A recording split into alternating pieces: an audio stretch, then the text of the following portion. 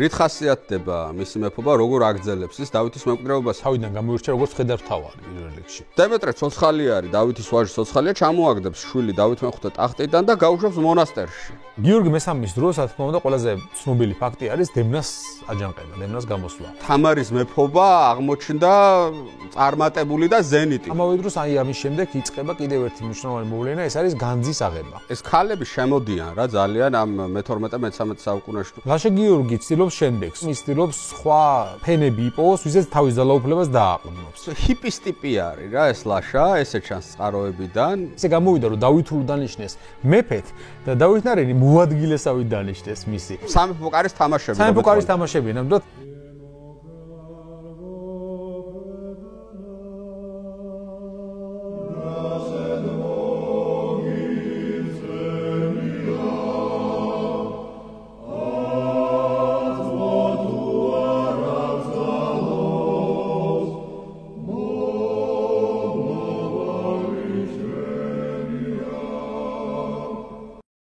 მოგესალმებით, ეს არის აქტუალური ისტორია, მე ვარ ბექა კობახიძე. წინა ეპიზოდში ჩვენ ვისაუბრებთ დავით აღმაშენებლის მეფობაზე და დღეს თავს მოუყრით, შევაჯამებთ საქართველოს ისტორიის ოქროს ხანას, დაწყებული დემეტრე პირველიდან, დავითის ვაჟიდან, დამთავრებული თამარის მეფობით. როგორც წინა ეპიზოდში, ახლაც ჩემი სტუმარი არის ნიკა ხოფერია, წარე პოდკასტის ავტორი. ორი ისტორიული პოდკასტი ერთად შეიყარა დღევანდელ და წინა ეპიზოდში, ხო? სანამ ისტორიაზე საუბარს დავიწყებთ, მინდა მოგიწოდოთ, რომ გამოიწეროთ ჩვენი YouTube არხი, გამოვყვეთ Facebook-ზე, Instagram-ზე და TikTok-ზე. ახლა ჩვენ გვაქვს ღვინო, ხო? ღვინის გარეშე ისტორიაზე არ ვლაპარაკობ და როგორც ვიცი ნიკა შენ ჩამომიერთდი ამ წამოწყებაში და შენც ღვინოსთან ერთად იწყებ ისტორიაზე საუბარს. ჩვენი გენერალური სპონსორის ღვინო არის ვაზისუბნის მამულის კახური მწვანე. 2021 წლის ჩამოსხმა, 4 წლის დაძველება. ვაზისუბნის მამული მე-19 საუკუნეში იყო გაშენებული სულხან ჭავჭავაძის მიერ და ეს მეურნეობა აღდგა 2011 წელს და ძალიან კარგ ღვინოს ასხამენ, რაც სიმართლეა სიმართლე. მოდი, იმათონო გამომიცდია რა წინა ეპიზოდში. მოდი ახლა წინა ეპიზოდში სხვა გქონდა ქვევრი. ახლა გვაქვს მწვანე. სადღე გრძელო უთხრათ. აბა, წინაპრებს. დღეს რამდენი მონარქი გვეყოლება? დემეტრე, მერე მისი ვაჟი დავით მეხუთე, მერე გიორგი მესამე, მერე თამარი და ნუ ლაშა გიორგი და რუსუდან შეიძლება შევეხოთ რა. ხო, ცოტას შევეხებით და ეს ხალხი ფრესკებზე ყავს, წარუდგენელი ხა ყველა აქ არ არის, აქ თამარის ფრესკა გვაქვს, შოთა რუსთაველის ფრესკა გვაქვს. იერუსალიმის ჯვრის მონასტრიდან შემოქმედები ამ საუკეთესო საქართველოს ისტორიის საუკეთესო პერიოდისა. ხო, საერთოდ პატარა ერებს აქვთ ხოლმე ეს მომენტი, რომ რაღაც ოქროს ხანა არსებობს პატარა ერების ისტორიაში და ეს მნიშვნელოვანი ხდება ისტორიული ნარატივის კოლექტიური მეხსიერების წარმოების. ახლა სომხებს აყავთ ტიგრან დიდი, ხო, რომელიც ეს ანტიკურ ხანაში ჩვენ შუა საუკუნეებში გვაქვს. არა, რატო ხდება ეგ იცი, რომ სომხებს ანტიკურ ხანაში ჰქონდა და ჩვენ შუა საუკუნეებში, იმიტომ რომ ბოლო ორი საუკუნეა რომ ჩრდილოეთიდან მოდის კავკასიაზე საფრთხე, ხო, მანამდე ხო სამხრეთიდან მოდიოდა. კი. და ეს სამხრეთიდან მომავალი საფრთხე პირველ რიგში ურტყავდა ამ სომხეთს და ნუ იქ ალბანეთის სახელმწიფო იყო, რომელიც არაბებული შემოსევების შემდეგ განადგურდა საერთოდ და არ აღდგარა. შესაბამისად სომხეთი ადრე ჩამოიშალა, მე-11 საუკუნის მერე კავკასიაში სახელმწიფო არ ქონიათ და საქართველო იყო აი ამ კავკასიური ქრისტიანობის შემკრები და აი ამ ხალხის თაოსნობით, ხო? აი ამ ოქროს ხანის ქართული მონარქების თაოსნობით, მაგრამ იგივე თავის ოქროს ხანა ჰქონდა მაგალითად ლიტვას, რომელიც უკავშირდება ვიტაუტას დიდს. ხო, ეს გრუნვალდის ბრძოლა და საკმაოდ დიდი ხანი თანაც, ხო. აი მე-14, მე-15 საუკუნეები და შავ ზღვამდე ჩამოვიდნენ კაც, ყირიმამდე ჩამოვიდნენ. და მე უკვე პოლონეთთან ერთად რეჩპოსპოლიტა, ხო? ხო. ალბანეთს სკანდერბეგის დროს სკანდერბეგის დროს ალბანეთმა ოსმალეთი დაამარცხა. უნგრეთსაც ჰქონდა რამდენიმე პერიოდი, მათიაშ კორვინუსის დროს თუნდაც რა, შავი არმია რო ყავდას და ასე შემდეგ, ხო? ყველა ქვეყანას აქვს ხო რაღაც პატარა ესეთი. არა, ყველას არა, პატარა ქვეყნებს აქვს, თუმცა მეტი შემთხვევაში რაღაცა კონკრეტული ეპიზოდი მაინც ექნებათ ისტორიაში, რომელთაც განსაკუთრებით ამაყობენ და ესეთი პერიოდი ჩვენთვის მე-12 საუკუნეა რა. ხო და გაუმარჯოს შემოქმედს.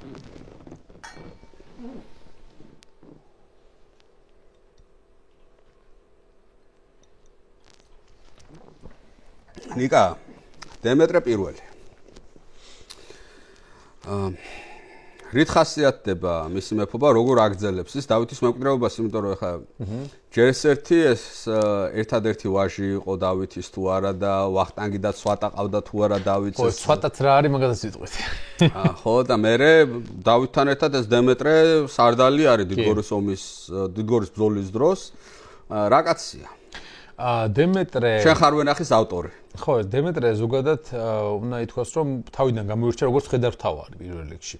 დავითის დროს აშკარად მონაწილეობს მის სამხედრო კამპანიებში, განსაკუთრებით დიდგორთან გამოიჩენს თავს და ეს ყველაზე კარგად ჩანს მის დროს მოღვაწე მუსლიმი მემატიანის ალფარეკის თხზულებაში, იმიტომ ალფარეკი ეწვია დემეტრეს თვითონ და დემეტრემ ძალიან საინტერესო ექსკურსია მოუწყო, წაიყვანა დიდგორის ბრძოლის ადგილზე. დაათვალიერებინა ადგილები და უთხრა, რომ აი მე აქ ვიდეკიო და აქედან შეუტია. მოკლედ აი ეს ალფარეკის წყაროს აღწევს ძალიან მნიშვნელოვნად დიდგორის ბრძოლის აღწერას. რა თქმა უნდა, ფაქტობრივად ის ნამყოფი იყო დიდგორის ბრძოლის ადგილზე.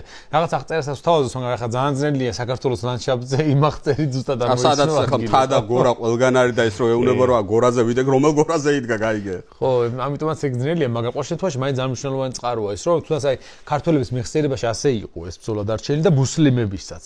ანუ იმდენად მნიშვნელოვანი მოვლენა იყო, რამდენიმე წლის მერე ამ ბრძოლის მერე, როცა დემეტრე უკვე მეფე არის. ხო, დავითის სიკვდილის შემდეგ ალფარეკი რო ჩამოდის, ამ თემაზე ლაპარაკობენ ისინი და აჩვენებს, რომ აი აქ ესე და ეს მოხდა რა.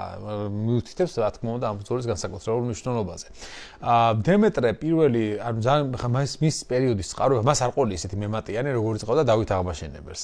დავით აღმაშენებლის მემატიანე არის მისი მეხოტბე, გარკვეულწილად, ანუ პანიგერიკის წერს და ეს პანიგერიკის სავსე არის ბიბლიური გარკვეულწილად შეფასება ბიბლიიდან მოაქვს გარკვეული ფრაგმენტები, რომელიც გამოყენებული არის დავითის პერიოდის ისტორიის აღსაწერად. რა, საერთოდ ეს დამახასიათებელი მეთოდი არის. ხშირად ისტორიკოსები იყენებენ ფსალმუნებიდან გადმოტანილი რაღაც ფრაგმენტებს, ბიბლიიდან გადმოღებულ სიუჟეტებს, იმისთვის რომ თავიანთი დროის ისტორიას აღეწერათ. იმიტომ რომ ფიქრობდნენ, რომ იქ რაც წერია ბიბლიაში ბუნებრივია, ის ხდება ჩვენ დროშიც მეორდება გარკვეულწილად, ხო?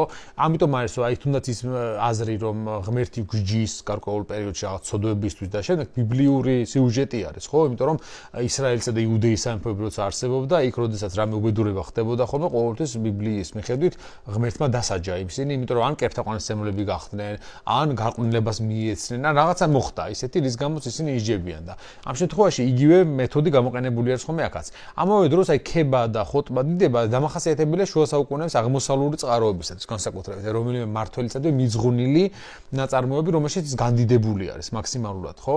აი ეს შემთხვევაში დასავლურ და აღმოსავლურ ისტორიოგრაფიას ეს განასხვავებს ხოლმე ერთმანეთისაგან. დასავლურში თუ მეფეები უფრო ადამიანურები არიან, უფრო ადამიანის მსგავსები, ამ შემთხვევაში შოლებრივი ადამიანის მსგავსი და მისი გარეგნობაც კი ისია ხოლმე აღწერილი და დაზუსტებულია რა.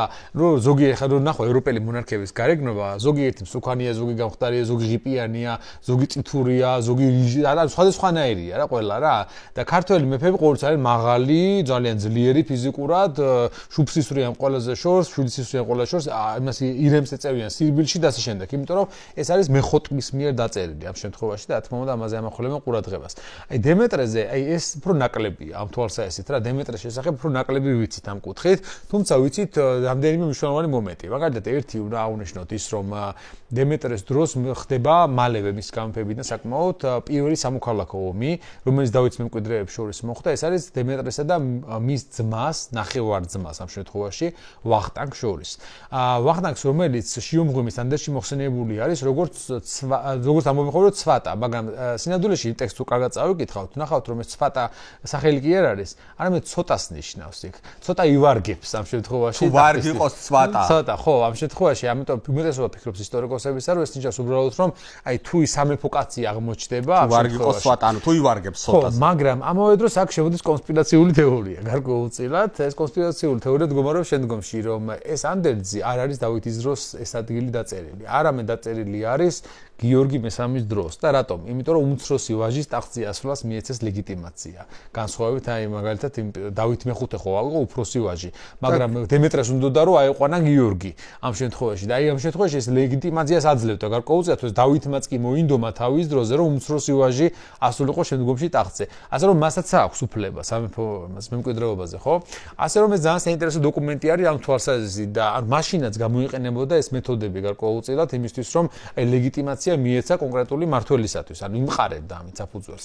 ამავე დროს დემეტრე ამ აჯანყებას ახშობს ძალიან სასტიკად, თავისი ძმის აჯანყებას, როგორც ცნობილია, ეს ვახტანგი გიღუპება ამ აჯანყების შედეგად.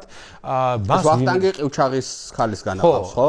გურანდუხტისგან, ყივჩაღი, ანუ ათრაკა შარაღანის ძის ასულისგან. და სხვადასხვა უნდა ითქვას, რომ დავითის შემდეგ ეს ყივჩაღების დიდი ნაწილიც უკან ბრუნდება, ანუ სტეპში ბრუნდება ისევ. არის ამაზე გადმოცემა, რუსული წყაროები ვატყობინებს. ნაწილი რჩება, თორემ თამარის დროსაც რაღაც ნაწილი რჩება, ხო, აშკარად რჩება რაღაც ნაწილი, ელიტური ნაწილი. სავარაუდოდ ეს არის მონასპა. აი მონასპა ხო ჩვენ ხვდებით, რომ ძირითადად ყივჩაღური უნდა ყოფილიყო. ამ შემთხვევაში ისინი რჩებიან აშკარად, მაგრამ აი ეს ძირითადი ურდო, რასაც ქვია, მიდის უკან თავის ბატონთან ერთად, იმიტომ რომ ათრაკა მიდის თვითონ. და ბუნებრივია ხა ურდოსთან ერთად წავა, ეს არის მართველი ამ ურდოსი, ხო? ამ წყაროს მიხედვით არის, რომ მისმა ძმამ მოწერა მას წერილი და მიიწვია უკან ამ შემთხვევაში და რახან დავითი აღარ იყო არანაირი დამაკავშირებელი მისი აღარ არსებობდა საქართველოსთან, იმიტომ რომ ანუ ეს ამ სამოქალაქო ომამდე ვახტანგსა და დემეტრეს შორის მიდის თუ მან აი გარვიცით ზუსტად არ ვიცით მაგრამ ფაქტია შეიძლება ომში რომ ანუ ესენი აშკარად უგულშემატკივრებდნენ ცვატა ვახტანგს იმიტომ რომ ის შვილი არის ყივჩაღთა მისი რა ქვია იმიტომ რომ დემეტრე არის წინაცოლისგან დავითის წინაცოლისგან რომელიც სომეხი იყო როგორც ცნობილი არის რომელიც არწრუნი იყო თუ კულიკიანი თუ შემდეგ არ ვიცით ზუსტად მაგრამ ფაქტია რომ ესე არის წერია წყაროში შესაბამისად მან დატოვა საქართველოს თავის ურდოსთან ერთად მაგრამ დარჩა რაღაცა ნაწილი რომელიც გაითქვიფა ნენად დროთა განმავლობაში ქართულ ასიმილაცია მოხდა, მაგრამ ეს მასიური არ იყო ეს ასიმილაცია, ასე რომ აი როგორც დღეს წარმოუდგენთ ხოლმე დავითმა 40000 ჯერგეთი ეს რიცხვი გაზვიადებულია აშკარად, იმიტომ რომ ამხელა მასშტაბის ურდოს ჩამოსახლება 200000 და იმას რო ითვლიან ხოლმე, წარმოუდგენელი ამდენი ყივჩაღი არ იყო ფიზიკურად ურდოსში რა, ზოგადად რა. და მეორეც კიდე მათი ასიმილაცია ტერიტორიაზე, რომელშიც თქვა ცხოვრობდა 800000 кაცი, როგორ შეიძლება რომ 200000 მომთაბარე ჩამოვიდეს, ძალიან სხვანაირი სურათი შეიძლება მალე. 40000 ოჯახი წერია და 40 ხა თუ იანგარიშებთ რომ 5 იყო თითო ოჯახში 200000 მაგალითად თანამედროვე ისტორიკოსები უფრო ითვლიან ხოლმე რომ 5000 ჯარისკაცამდე გამოდიოდა მთლიანობაში იმ ხელა რაოდენობის ურდო იყო შემოსული რაც მაინც ძალიან დიდი რიცხვი არის იმ მასშტაბებში მოგრეთ ყივჩაღებმა დატოვეს საქართველოს ტერიტორია უმეტესმა ნაწილმა დემეტრემ დაამარცხა ვახტანგის აჯანყება და ამავე დროს აი ამის შემდეგ იწყება კიდევ ერთი მნიშვნელოვანი მოვლენა ეს არის განძის აღება ეს რატომ არის მნიშვნელოვანი განძა ყოველთვის იყო ხოლმე ქართველი მონარქებისთვის ერთ-ერთი მთავარი მოწინააღმდეგე კავკასიაში განძის ათაბაგი ხო ამ შემთხვევაში განძის ამირა ან ფადლონი თავის ძოზე ბაგრატ მესამის დროიდან ებრძვის ქართულ მონარქებს და აი ამ დროს ქართველებს შესაძლებლობა მიეცათ ეს ძალიან ძლიერი ქალაქი იმიტომ რომ ეს ერთ-ერთი დიდი ქალაქი იყო კავკასიაში როგორც თბილისი ამ შემთხვევაში აეღოთ და გაჩნდა შესაძლებლობა როგორ გაჩნდა მიწისძვრის შედეგად ქალაქი დაანგრია მიწისძვრამ ცნობილია ეს ამ ბევრი ისტორიულ წყაროში აღწერილი და დემეტრე მაშინვე ლაშქრობს განძის წინააღმდეგ ლაშქრობს მის წინააღმდეგ და აიღებს ქალაქს, მოხსნის კარიბჭეებს, რომელიც დღემდე ინახება გელათში ერთი ნაწილი. ხო, ერთი ნაწილი, მეორე ნაწილი როგორც ცნობილია მე-19 საუკუნეში გადაადნეს და ლურსმნები ჩამოასხეს იმით, როგორც ვიცი. და შესაბამისად ეს ერთი ნაწილი გადარჩენილია იმის სიმბოლოდ, რომ მას აღებული ქონდა თავის დროზე ეს ქალაქი განძა. წარწერაც აქვს ამ. ხო, წარწერაც აქვს, ბუნებრივია ამ კარს. განძის აღება მნიშვნელოვანი ხარ იმ პოზიციაში მიკა შეგაწყვეტინებ. აი ახლა თანამედროვე კონტექსტს რო შევეხოთ, აი გარეჯი საქართველოს კამპანია რო იყო, გაიჟღერებდა ხოლმე მოსაზრება, რომ აი რაღაცა ერთ მონასტერს მოგცემენ აზერბაიჯანელები თუ განძის კარს დაუბრუნებთ უკან, იმიტომ რომ აზერბაიჯანში ეს განძის კარი, მათი მარცხის სიმბოლოთ იყო აღქმული.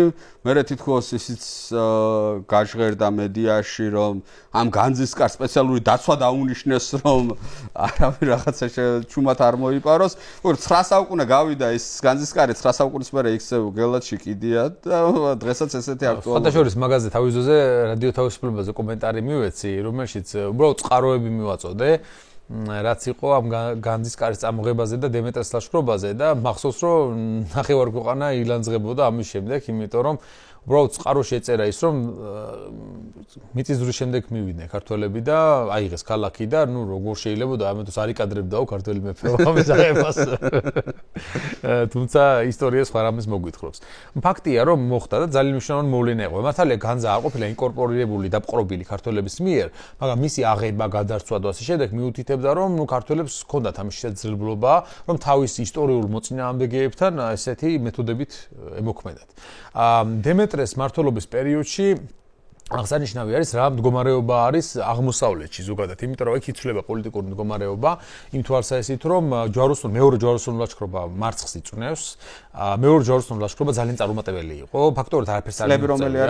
აი 40-იანი წლები არის და შესაბამისად 48 წელს დაახლოებით, ხო? და შესაბამისად ძალიან წარუმატებელი აღმოჩნდა, მიუხედავად იმისა, რომ მონარქები ედგნენ სათავეში, საფრანგეთის მეფე ლუი და გერმანიის იმპერატორი კონრადი და ანუ არაფერი არ გამოვიდა ამ ლაშქრობიდან, მათ შორის საინტერესოა ის მომენტი, რომ ლუის ესასტიკა დამარცხდა, რომ ხეზე აძვრა ბრძოლის შემდეგ და სანამ ტერი არ წავიდა იმ ტერიტორიიდან, მანამდე ვერ ჩამოდიოდა რომ გაქცეულიყო საერთოდ ეგინა. შესაბამისად ძალიან ცუდად დამთავრდა ეს ყველაფერი. მისთვის ამავე დროს აქ მონაწილეობს ამ ლაშქრობაში ძალიან ცნობილი შუა საუკუნეების ქალი ელეონორ აკვიტანელი, რომელიც იყო რიჩარდ ლონგულის დედა შემდგომში და ის ამ დროს გაშორდება თავის ქმარს ზუსტად იქ ანტიოქიის მთავართან როგორც ცნობილია მას სასიყვარულო ურთიერთობა ჰქონდა შემდგომში და მოხდება მათ შორის განხეთქილება ლუისა და მას შორის. შემდგომში გაყვება ინგლისის მეფე ჰენრი მეორეს და ფილმი არ არის მაგაზე რაღაცა ძალიან კაი ფილმის ეპიზოდია. და შედეგად მე იშვება რიჩარდი, ის ლონგული, რომელიც ასევე ჯვაროსნულ ომში წამოვა შემდგომში. დედამისი ნაყოფი იყო, მოკლედ რომ ვთქვათ, ჯვაროსნულ ლაშქრობაში. შესაბამისად, რახან ეს ჯვაროსნული ომი წარუმატებლად დამთავრდა, იქ გაძლიერდა ზანგიდების სახელმწიფო, რომელსაც ნურადინ ზენგი მეთაურობდა და აი ნურადინის დროიდან იწყება ნენელა ისლამური ეს ხდება თანამედროვე სირიის ტერიტორიაზე, ყალიბდება ნენელა და ძლიერდება ახალი ისლამური ძლიერი ცენტრი, რომელიც შემდგომში გარდაიქმნება აიუბიანების სალადინისეულ სახელმწიფოდ. ან ნურადინიდან დაიწყო ეგრეთ წოდებული საღვთო ომის ჯიჰადის ფენომენი ისევ იქმნება, იმიტომ რომ ხშირად მიაჩნიათ ხოლმე რომ დავითის წინააღმდეგ დიდგორის ომში კოალიცია იყო ჯიჰადი, არ იყო ჯიჰადი სხვა შორის. ამაზე ძალიან საინტერესო ნაშრომი გამოაქვეყნა მამუკა წურწუმიამ, ქართულმა სამხედრო ისტორიკოსმა და ყველას ურჩევ რომ წაიკითხონ ეს ნაშრომი. მან დაადასტურა რომ ეს არ არის ჯიჰადი. ჯიჰადი მხოლოდ მოხდა მეორე ჯვაროსნული ომის შემდეგ იწყება ჯიჰადი, რომელიც ნურადინის გარკვეულწილად მოქმედებების შედეგი არის. აი ამის შემდეგ უკვე სალადინამდე ნენელა მუსლიმები ძლიერდებიან და საბოლოოდ ლოგიკურად ეს დამთავრდება 1187 წელს იერუსალიმის აღებით სალადინის მიერ. ანუ ნენელა აი ამ პერიოდში იწყება ჩამოყალიბება, გაერთიანება. სალადინი შეიძლება ვიგულისხმოთ, რომ სელჩუკების მემკვიდრე არის? როგორც ანუ მე არ ვამბობ ფატიმიანების. სისხლით მემკვიდრეს არ გულისხმობ. პოლიტიკური მემკვიდრე. პოლიტიკური მემკვიდრე. ხო, ის არის ფაქტობრივად ფატიმიანებისა და სელჩუკების მემკვიდრე, ორივესი გარკვეულწილად. ან ფატიმიანები ეგვიპტე, სელჩუკები სირია. ხო. კი, ნამდვილად და შესაბამისად აი აქ იცვლება პოლიტიკური ვითარება. ჩვენ როცა დემეტრე ყავს და გიორგი მესამე, მაგ პერიოდში გარკვეულწილად სურათი იცვლება. დემეტრეს მმართველობის დროს ყველაზე ცნობილი ფაქტი, რაც ჩვენთან არის, ეს არის ბუნებრივია მისი შვილის გამოსვლა დემეტრეს წინააღმდეგ. ანუ დავით არა, სანამ აქამდე მივართ, აი სალადინის მეფობისას ჩვენ საქართველოს გულისხმობ ბუნებრივია ეს თუნდაც თამარის დროს ხდება. გარკვეული, ხო, თამარის დროს, გარკვეული ისა გვაქვს. მოზუსრულენდი გვაქვს ნაპოვნი სალადინთან და სამშვიდობო ურთიერთობა არის ქართველებს, მიუხედავად იმისა, რომ სალადინი იღებს ამ იერუსალიმს, ქართველებს შეუძლიათ იქ შესვლა, თავისი მონასტერი აქვთ და შეზღუდვები არ აქვს და ერთ სიტყვით რაღაცა მშვიდობიანით არა არსებობა არის. ხო, სალადინსაც უნდა რომ ჯვაროსნებს არ მიეხმაროს ეს საქართველო. კი, რა თქმა უნდა, შემდგომში ეს ურთიერთობა ჩანს აშკარად იმ მიმოწერაში და ამავე დროს უნდა ითქვას, რომ ეს შენარჩუნებული აქვს ქართველებს ფაქტობრივად მონღოლებს, ანუ ილხანატის ჩამოყალიბებამდე. მე ილხანატის დროს არის წყვეტა, რა დროს 13 საუკუნემდე. ხო, რა დროსაც ილხანების პერიოდში მამლუქები, ანუ უკვე აიუბიანები აღარ არიან, ეგვიპტის მამლუქები მართავენ ამ პერიოდში. მამლუქებთან გვაქვს დაპირისპირება ამ ხრით და ისინი ჯვრის მონასტერს შორს დააზარალებენ ძალიან და ჩამოგვართმევენ და შემდგომში ხდება რეაბილიტირება, აღდგენა ისე ურთიერთობებისა, მას შემდეგ რაც ეს მონღოლებთან კავშირები ისევ შეწყდება ქართველებისა. იმიტომ რომ ქართველები ილხანების მხარეს, ან მონღოლების მხარეს იბრძოდნენ და ესე იგი ილხანეს მონღოლები ემტერებიან აიუბიანებს, ეგვიპტის აიუბიანებს, ხო? აიუბიანებს არა, უფრო მამლუქებს. მამლუქები არიან. ხო, უბრალოდ მამლუქებს, ეგვიპტის მამლუქებს, ბოდიშ. ხო, ეს ხდება ყველაფერი მე-13 საუკუნის მეორე ნახევარში, ხო, დაუბრუნდათ დემეტრეს. ხო, დემეტრეს უნდა დაუბრუნდეთ ამ დროს, აი ყველაზე ცნობილი ჩვენთან რაც არის და პოპულარული ძალიან ისტორიული თემატიკაში არის მისი ვაჟის აჯანყება, დავით მეხუთისა, რომელიც აი მემატიანე გვატყობინებს, რომ იყო უფროსი ვაჟი, მაგრამ მეფეს სურდა უმცროსი ვაჟის გიორგის გამეფება. იყო მარჩევალი ძისა უმცროსისა, ხორცდები ესე წერია. ხო, ანუ მას სურდა რომ თავისი უმცროსი ვაჟი გაემეფებინა და არა უფროსი, მაგრამ მოხდა გადატრიალება სასახლის კარზე, რა დროსაც დავით მეხუთემ ჩაიგდო ხელში ძალაუფლება და აი ამ მომენტში თვალშორის იკვეთება რამდენიმე ფრაქცია საქართველოს შიგნით, რომ ეს სამეფო მართალი ერთიანი სამეფოა, მეფე არის აფხაზთა, ქართველთა, რანთა, კახთა და სომეხთა და შემდეგ, მაგრამ ეს სამეფო სამთავროები, რომელიც გაერთიანებულები არიან, თავიანთი ინტერესები აქვთ, რომელებიც ცალკეულ კანდიდატებს ხარს უჭერენ, ამ შემთხვევაში ვინ გახდება მეფე. და აი როგორც ჩანს, დავით მეხუთეს აქვს გარკვეული ნაწილის მხარდაჭერა, მათ შორის სომხების ნაწილისა, სხვათა შორის, რაც მას დაეხმარება ორბელები არიან დავითის მხარეს. ხო, დავითის მხარეს არიან ორბელები, ძალიან ძლიერი საგვარეულო არის თავის დროისა, მაგრამ ამავე დროს მე უკვე სტეფანო ზორბელიანი, რომელიც მათი მოგვარი არის და შთამომავალი გარკვეულწილად უკვე შემდგომ პერიოდში წერს, რომ როგორ მოეღო ბოლო დავითის მეფობას, იმიტომ რომ დავით მეხუთე მალე გარდაიცვალა ძალიან და სხვადასხვა ვერსია რა მოუვიდა ამ კაცს. ანუ ერთი ვერსია უბრალოდ ნახევარწელიწადში რა. ხო, ნახევარწელიწადში ხო თითქმის და სხვა ვერსიებით მოწამლეს ის და მოკლეს და ერთ-ერთი ვერსიით ორბელებმა მოკლეს სხვათა შორის. მაგრამ აი აქ იცი რა არის, წყაროების აღრევა არის. ერთმანეთში სხვადასხვა წყაროები გვაწვდიან სხვადასხვა ინფორმაციას და იმის მიხედვით ვის რა ინტერესი აქვს ამ მოვლენის მიმართ რა. ანუ ერთი ნაწილი არის რომელიც მხარს უჭერს ორბელებს ამ შემთხვევაში და ამართლებს მათ ყველა მოქმედებას, მათ შორის დემნას, ანუ დავით მეხუთის ვაჟის მომდევნო მოქმედებას. მეორე წყარო არის რომელიც მეფის პერსპექტივით ეწევს გიორგი მესამეს პერსპექტივიდან ის რა თქმა უნდა ამტყუნებს დავით მეხუთესაც და ყველა მის მომხრესაც თავის მხრივ, ხო? ანუ ორი ვერსია გვაქვს ეს ფაქტი რო აღნიშნოთ, რომ ეს გადატრიალება სამეფო კარისა ხდება თუ სწორად 1155 წელს. კი. და დემეტრე ცოცხალი არის, დავითის ვაჟი ცოცხალია, ჩამოაგდებს შვილი დავით მეხუთე ტახტიდან და გაუშვებს მონასტერში. სადაც წერს ამ იმას, შენ ხარ ვენახი. ხო, მას მიეწერება. ხო, მას მიეწერება ეს, მაგრამ ნახევარ წელიწადში ეს დავითი კვდება საეჭვო ვითარებაში, რბილად რომ ვთქვათ. იმიტომ რომ ერთ-ერთ წყაროში ანდერძიც არის მისი აღწერილი. და დემეტრე იხდის ამ ანაფორას, კაბას. აი ხა ნახე, ორი ვერსია მაგამბისა. ერთი ვერსიის მიხედვით დემეტრე ცოცხალი იყო მაგ დროს, გაიხადა ანაფორა დაბრუნდა. მეორე ვერსიის მიხედვით მკვდარი არის უკვე დემეტრე. აი წარმოვიდგინე, რამდენად სერიოზული პრობლემა გვაქვს აქ ისტორიულ წყაროებთან, იმიტომ რომ დემეტრე ცოცხალია თუ არა, ზუსტად არ ვიცით. თუ მკვდარია, ასეთ შემთხვევაში საეჭვო არის რანაირად მოხდა. ხა მკვდარია, გიორგი, ან დავითი იბარებს გიორგის თავის უმცროს ძმას, სასიკვდილო სარეცელზე და მას ეუნება თავის ანდერძს. და ანდერძი მდგომარეობს შემდგომში, რომ შენ უნდა იყო რეგენტი, სამეფოსი, სანამ ჩემი ვაჟი დემნა ერთადერთი ვაჟი მოიზრდება, იმამ ასაკამდე რომ მეფე გახდეს და მე მას უნდა გადაულოცო. შენ მანამდე ჟინსო მოიკლავო მეფობისასო, მოუწოდეს მას და შემდგომში უნდა გაამეფო ამ შემთხვევაში დემნა. მაგრამ გიორგი ცოტა სხვანაირად მოიქცევა ამ შემთხვევაში, ხო? ახლა ზუსტად ახლა ეს ანდერძი ზუსტია თუ სტეფანოს ორბელიანი რაღაცას თავის შესარგებლოდ წერს, იმიტომ რომ ორბელები ესეთი მომენტია, რომ გასაზრდელად დემნა მიეცემა ორბელებს და ორბელები დააქორწნებენ მას თავიანთ იმაზე ქალიშვილზე ან ორბელი ხდა ივანე ორბელი ანუ ფაქტობრივად თუ დემნა გამეფდა ორბელები ხდებიან ფაქტობრივად ამ სამეფოს მართველები ლამის რა არა და ეხა ეს საგვარეულო ახალი დაწინაურებულია საკმაოდ იმიტომ რომ დავითის დროს ნაკლებად ჩანა სომხური ძირი აქვს არ ვიცი ზუსტად იმიტომ რომ იყო მათი შემდგომში მათი ნაწილი სომხური ნაწილი გადარჩა და მეორე ნაწილი გაანადგურა გიორგი მესამემ რომელიც საქართველოში იყო თუმცა მე-13 საუკუნეში ისევ ჩანან ორბელები საქართველოში ასე რომ ეთყობა საგვარეულო არ იყო აღმოფხრილი ასეთ დონეზე რა მაგრამ ფაქტი არის რომ ისინი მხარს უჭერენ დემნას გამეფებას და საინტერესოა მოვიდროს რა რომ წყარო გვეუბნება რომ ორბელებმა მოკლეს დავით მეხუთე თუ ორბელებმა მოკლეს დავით მეხუთე ესე გამოდის რომ მამამისი ანუ დავით მეხუთის მკვლელებმა აიყვანეს მისი შვილი აღსაზრდელად და აქორწინეს თავიანთ ქალიშვილზე და ის უნდა გამختارიყო შემდგომში ფეოდალური ამბავი არის რა საინტერესო ამბავია სამეფო კარის თამაშები სამეფო კარის თამაშები ნამდვილად აი ვისაც საინტერესოს დაწვრილებით წარე პოდკასტიც გვაქვს სერია სამეფო კარის თამაშები რამდენიმე ეპიზოდი არის და ეს არის აი განსაკუთრებულად ფართო ინტერპრეტაციებით განხილული, იმიტომ რომ მეტი გზა არ გვაქვს. ამ ამბებზე ყველაფერზე გვიჩნდება ჩვენ ფართო ინტერპრეტაციები ჩვენ ლოგიკური წარმოსახვის მიხედვით, იმიტომ რომ წყაროები ერთმანეთს ძალიან ეწინააღმდეგება და რომელია იმათგან სწორი? გიორგი მესამის პოზიცია თუ ორბელების პოზიცია ამ შემთხვევაში სტეფანო ზორბელიანისა, რომელიც ამის საპირისპიროს წერს. არაბული წყაროები თუ ამბობენ ამაზე? ხოთა შორის ნაკლებად, არაფერს.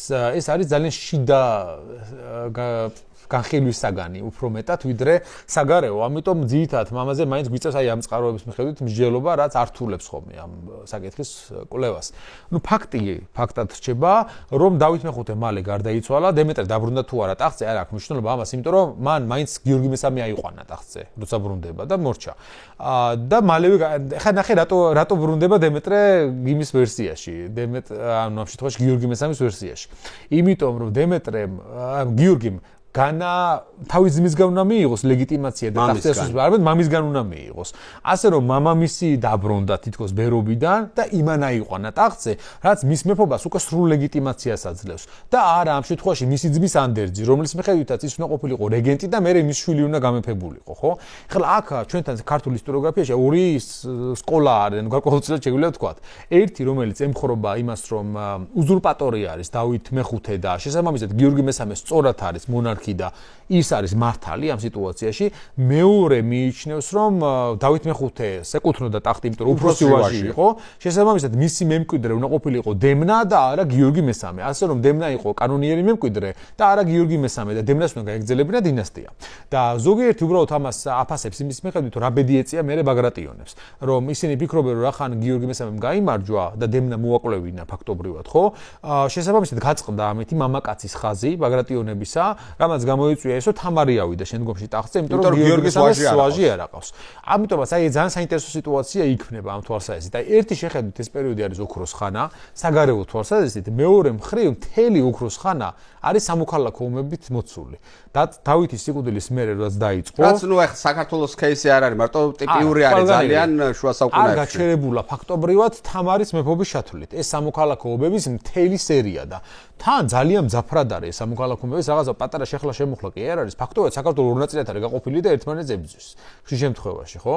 შესაბამისად საკმაოდ დიდი მასშტაბები აქვს და საინტერესო რა არის, რომ აღმოსავლეთში ისეთი ვითარებაა შექმნილი, რომ ვერავინ ვერ ისარგებლა ამით, რომ საქართველოსზე სერიოზული დათმა მიეცა. არის ახლა ეს ისლამური სამყარო ჩამოშლილია. ანუ ის დეცენტრალიზება, რაც იქ არის მომხდარი სელჩუკების იმპერიის დაშლის შემდეგ, ჯერაც არ არის რაღაცნაირად ერთიანობაში მოყვანილი. მხოლოდ სალადინის დროს მერე მოხდება აიუბიანების სათავეში მთელი ამ ისლამურ სამყაროს დიდი ნაწილის გაერთიანება. ხოლო სანამ ეს მოხდება, ამ ცალკეულ საამიროებს არ შესწევთ ძალა, რომ ერთიანი ქართული სამეფოს წინააღმდეგ რამე იღონონ რა. ასე რომ აი ოქროს ხანა გარკვეულწილად უკავშირდება არა მარტო იმას, რომ საქართველო იყო წარმატებული ამ პერიოდში და კარგი პოლიტიკა ჰქონდა საგარეო და ეკონომიკურად მნიშვნელოვანი და ეს, არამედ იმას, რომ საგარეო ვითარება ამას ხელს უწყობდა ძალიან დიდწილად რა. და ეხლა რა თქმა უნდა, ეს ფაქტორი ყოველთვის ვლინდება ხოლმე, როდესაც რომელიმე ქვეყანას განსაკუთრებული წარმატების პერიოდი აქვს.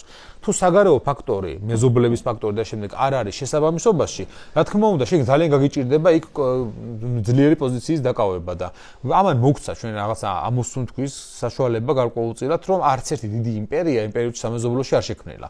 ხარა ვინ ყავს სამეზობლოში რა, ის არის სივრცე, იმიტომ რომ ამის გარეშე ფაქტობრივად ვერ წარმოვიდგენთ რა ხდება რეგიონში, ხო?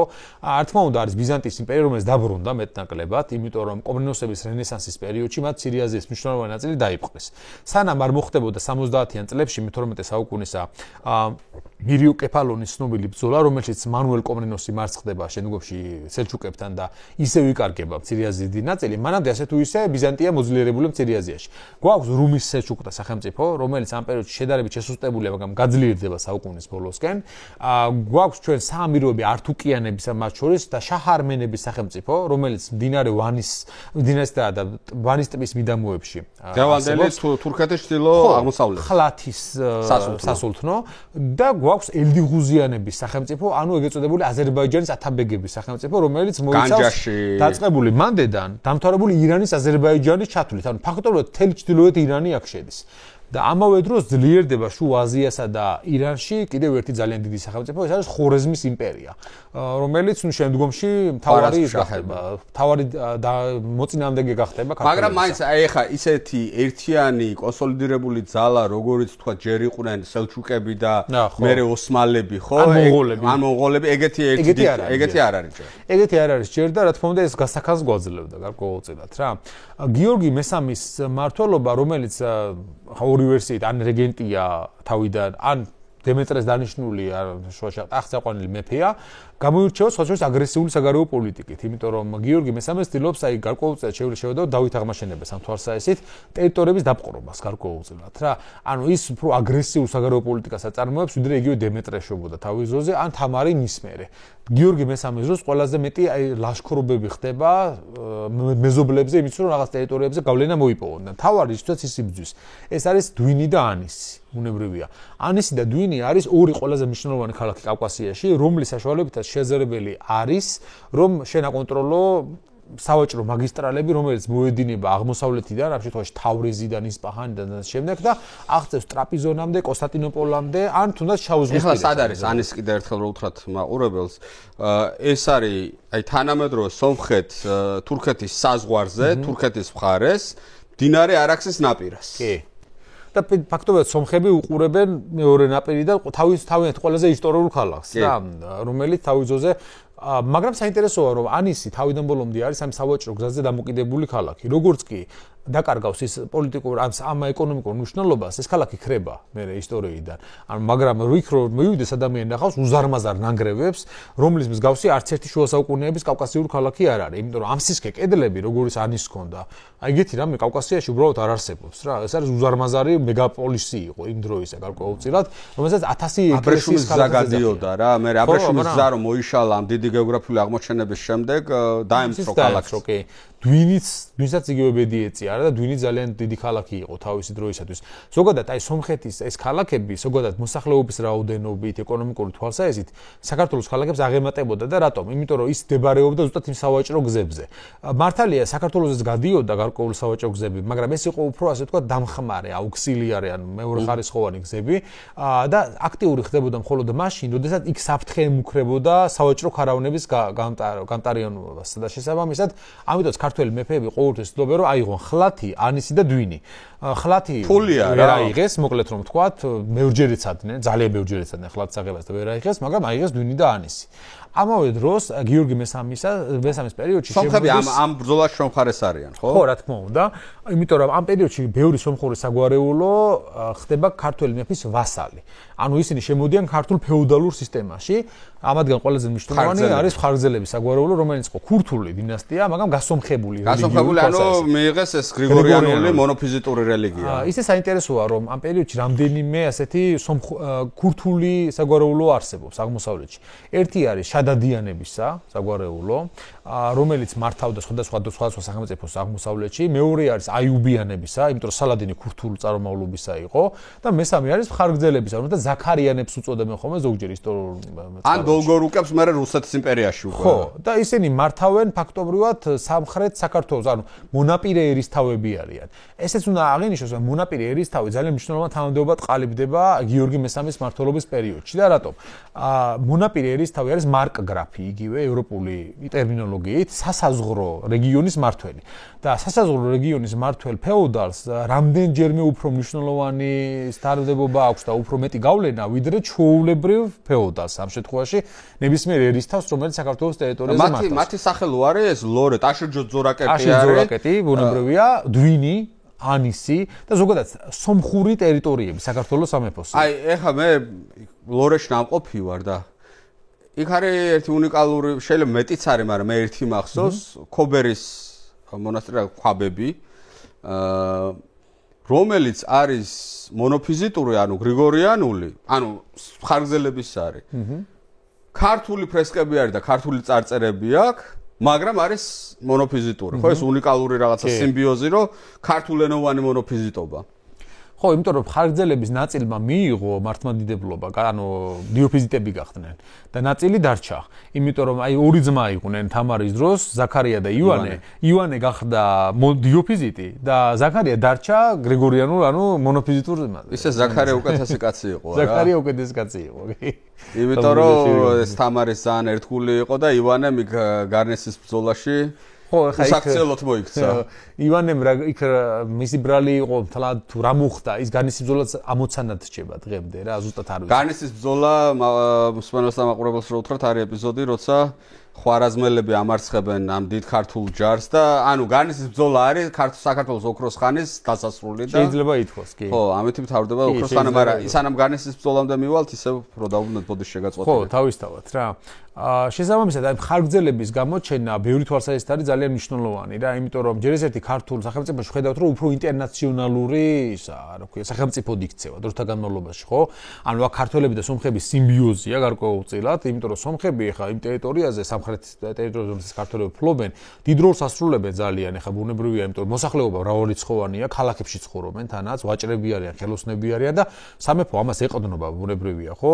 შემდგომში თამარის მმართველობის დროს, განსაკუთრებით ლაშა გიორგის მმართველობის დროს თავს იჩენს ის, რომ ლაშა გიორგი ცდილობს საქალაქო ფენებზე დააყრდნოს თავის ძალაუფლება და გამოიყენოს ისინი ბალანსისათვის ფეოდალებთან. შესაბამისად, ეს არის ტრადიციული, რაც ხდება ევროპაშიც პრინციპში, იმიტომ რომ მეფეები მერე ცდილობენ, რომ აი ამას დაეყრდნონ დიდი ფეოდალების და არისტოკრატიის წინააღმდეგ. შესაბამისად, ეს რაღაცა ბრძოლის, რასაც მარქსისტული ისტორიოგრაფია კლასობრივ ბრძოლას უწოდებენ ხოლმე, აი ამის გარკვეულწილად რაღაც ნაწილი არის თავისთავად რა. გიორგი მესამის მმართველობის პერიოდში რამდენიმე გამარჯვებასთან ერთად რამდენიმე მარცხიც იწუნია გიორგიმ, მათ შორის ისლამურ კოალიციებთან ბრძოლაში, რამაც შეაჩერა მისი ამბიციები გარკვეულწილად და აი ამ ამბიციების შეჩერებასთან ერთად მის დროს ხდება აი გაერთიანებულ ისლამურ კოალიციას და რომელშიც შედიოდა ჩვენ სამხრეთით მდებარე საამიროები რა, როგორც თავის ძოზე მაგალითად დავით აღმაშენებლის წინააღმდეგ შეიკრიბნენ აი ესეთი კოალიციას. მაგრამ ნუ ეს ახლა დავით დიდგორის ბრძოლა იყო თბილისისთვის ბრძოლა შეიძლება ითქვას და ახლა თბილისი და საქართველოს ტერიტორიები გარანტირებულია გიორგის და ეს ბრძოლა არ არის მაგალითად ამ ბრძოლის გამო ხლათი ვერ აიღო სიტყვაზე თორე და საქართველოს კი არ დაწემულა. ეს ბრძოლა არ არის საქართველოსთვის სიკვდილის წესული საკითხი რა. უბრალოდ მის სამხრეთ გაფართოებას ხელი შეუშალა, მოკლედ რომ ვთქვათ რა. გიორგი მესამის დროს, რა თქმა უნდა, ყველაზე ცნობილი ფაქტი არის დემნას აჯანყება, დემნას გამოსვლა. აი სანამ დემნამდე მივალთ, გიორგის აქვს კანონთა კოდექსებსაც გამოსცემს, ხო, რომ განსაკუთრებით უმკაცრეს სასჯელები დამნაშავე, ანუ კრიმინალების მიმართ, რა ძალიან საინტერესო მომენტი არის, იმიტომ რომ მისი მემატიანე, ხო, მემატიანე წერს, რომ გიორგის დროს პატარა დანაშაულზეო ჯარში იქნებოდა თუ ესეც და ხეზე კიდებდნენ და იმათ ისე ტოვებდნენ, რომ სხვა რო გამოივლი და დაენახაო, რომ რა ბედი ელოდაო იმასო, კრიმინალსო, ასე ვთქვათ რა. ანუ ყველაზე სასტიკი მეფე იყო ამ თვალსაზრისით, ის რომ აი ნიმუშის ქმნიდა ფაქტობრივად იმისა, რომ აი როგორ არ უნდა მოიქცეს ადამიანი, იმიტომ რომ აი ესე დავსჯი შემდგომში აჩვენებდა და ტიტულატურაც ახლა გიორგის სხვა შემორჩენილი რომ ელჩები რომ მოდიო როგორ მიმართავდნენ ხო მაშრიყით მაღრიბამდე ბრძანებად რაღაც რამდენიმე ზღვას რაღაც სამ ზღვაზე თუ რა რამდენი ზღვაზე არის ლაპარაკი და მაშრიყით მაღრიბამდე ბრძანებენ მაშრიყი მაღრიბი ახლა ეს არის მაროკოა ხო საუდის არაბეთიდან დაწყებული მაროკოთი დამთავრებული ბუნებრივია ეს არის ჰიპერბოლა შუა საუკუნეობრივი მაგრამ ეს აღნიშნავს იმას რომ ძლიერი მეფეა რა და მისი თქვათ ელჩობები შეიძლება აი ამ ტერიტორიებზე მაროკომდე მიდიოდეს. ხო ისე აქ მაგასაც შევნიშნავთ რომ როგორ იყო აღქმული შუა საუკუნეებში ეს ტერიტორიული ისინი რა საზღვრები რა. საერთოდ შუა საუკუნეებში ცოტა ბუნდოვანი წარმოდგენა არსებობდა რუკაზე რა ხელა ჩანდა ესა თუ ის ტერიტორია. იმიტომ რომ ბუნებრივია ახლა მაშინ არ არსებობდა სოფლიოსის თანამედროვე რუკები, ხო? შესაბამისად არ იცოდნენ რამხელა იყო იმდროინდელი სოფლიო. ეს იწვევდა მე იმას, რომ ცალკეული მეფეების და ტერიტორიები გაცილებით უფრო მასშტაბური წარმოედგინათ, ვიდრე რეალურად იყო. მათ შორის, აი მაგალითად საქართველოს ტერიტორია დაახლოებით აი იმ დროინდელი სოფლის მე-13-დანაც კი წარმოედგინათ ხოლმე. იმდენად დიდი თვლებოდა, იმიტომ რომ ზღვიდან ზღვამდე რო ტერიტორიას მართავ, ხა იმ დროის მასშტაბებში წარმოედგინოთ, ხა იმ ადამიანი რამხელა მანძილზე მოძრაობს და გადაადგილდება და აღიქვამს ამ სამყაროს, ხო? ეს რაღაც უშველებელი სივრცე არის იმ დროისთვის რა. ცნობილი მომენტია, რომ აი საფრანგეთის მეფეს ლუი მე-14-ს რო აჩვენეს დახატული საფრანგეთის რუკა ნახვა რომ ეს არისო სულ საფრანგეთი, იმიტომ რომ იმას ეგონა რომ გაცილებით დიდ ტერიტორიას მართავდა, ვიდრე რეალურად იყო რა იმ დროინდელ სოფლიოსთან შედარებით და ეს მომენტი ყველა სხვა სახელმწიფოსთან არსებობს. ამიტომ არის ჰიპერბოლიზება რო ხდება, რომ აი რაღაცა თითქოს ყველას გონია რომ თვითონ არის თემ სოფლიოს მართვა. მაგრამ ნიკა ერთი მომენტი აუცილებლად უნდა აღვნიშნოთ რა. აი გაშლილ ველებზე რამდენად მარტივად ხდება იმპერიების გაფართოება, აი რომ დავიწყოთ მაკედონელიდან და ქსერქსედან, ხო? რო გაშლილ მიდიხარ რა და სივრცეა და საქართველოს და ზოგადად კავკასიურ წარმონაქმნებს, პოლიტიკურ წარმონაქმნებს არ ქონდათ ამისი საშუალება, იმიტომ რომ აქ ყველა ხეობა ცალ-ცალკე არის დასაკავებელი და გასაკონტროლებული. არ არის ესეთი გაშლილი სივრცე და ხო, საერთოდ სხვა სივრცეზეა საუბარი, ან ზოგადად თაგორიანი ქვეყნები ვერ ქმნიან ასეთ იმპერიებს, ხო, მეტეს შემთხვევაში, ამიტომ იყო რომ აი შემდგომში მე-19 საუკუნეში ნაპოლეონი იტყვის რომ აზია არისო ისევ, სადაც იქმნებაო იმპერიებიო, სადაც 600 მილიონი ადამიანი ცხოვრობსო, იმიტომ რომ ევროპასაც მასთან შედარებით ამ შემთხვევაში გაცილებით რთული იყო ამ თვალსაზრისით რომ იქ იმპერია შეგექმნა, ვიდრე მაგალითად აზიაში შექმნილი თავის დროზე, ხო? დინასტიური იმპერიებს, რომელიც იქ იქმნებოდა, იმიტომ რომ სივრცე არის უბრალოდ იქ სხვანაირი. ამიტომ გეოგრაფიას ძალიან დიდი მნიშვნელობა აქვს ხოლმე, როცა აი ჩვენ ამ ტერიტორიებზე მასშტაბებზე ვლაპარაკობთ. თუნდაც რომის იმპერია, რა თქმა უნდა, მონღოლების იმპერიასთან შედარებით ბევრად პატარა ჩანს რუკაზე, მაგრამ იმ დროის ის ძველი სოფლიო იყო, რასაც რომი მართავდა, ხო? ასე რომ აი იმპერიების შეფასება არ ხდება იმითი, რამდენი კვადრატული კილომეტრი დაიკავა ამ თუ იმპერიამ. ამას ბევრი სხვა კრიტერიუმი აქვს, რომელთაც ის ფასდება. გიორგი მესამის პერიოდში ხო ჩვენ აუცილებლად ვახსენოთ რა თქმა უნდა დემნას ამბოხება. დემნას ამბოხება გამოირჩევა იმით, რომ აი სხვადასხვა შეხედულებები არსებობს ამასთან დაკავშირებითაც, თუმცა ფაქტია ეს არის 1178 წელი. ხო, სასტიკად ჩახშობა მოხდა, მაგრამ თავიდან ძალიან გაუჭირდა. ახლა რა იმედი ჰქონდათ აჯანყებულებს, ანუ ორბელებს და დემნას, რომ ისინი ფიქრობდნენ, რომ გიორგი შეიპყრობდნენ თავიდანვე აჯანყების დასაწყისშიო და დაამთავრებდნენ. დეკაპიტაცია რასაც ქვია რა, თავის მოჭრა. დაიჭერდნენ და მორჩა დამთავრდა ამით ყველაფერი, მაგრამ გაექცა გიორგი.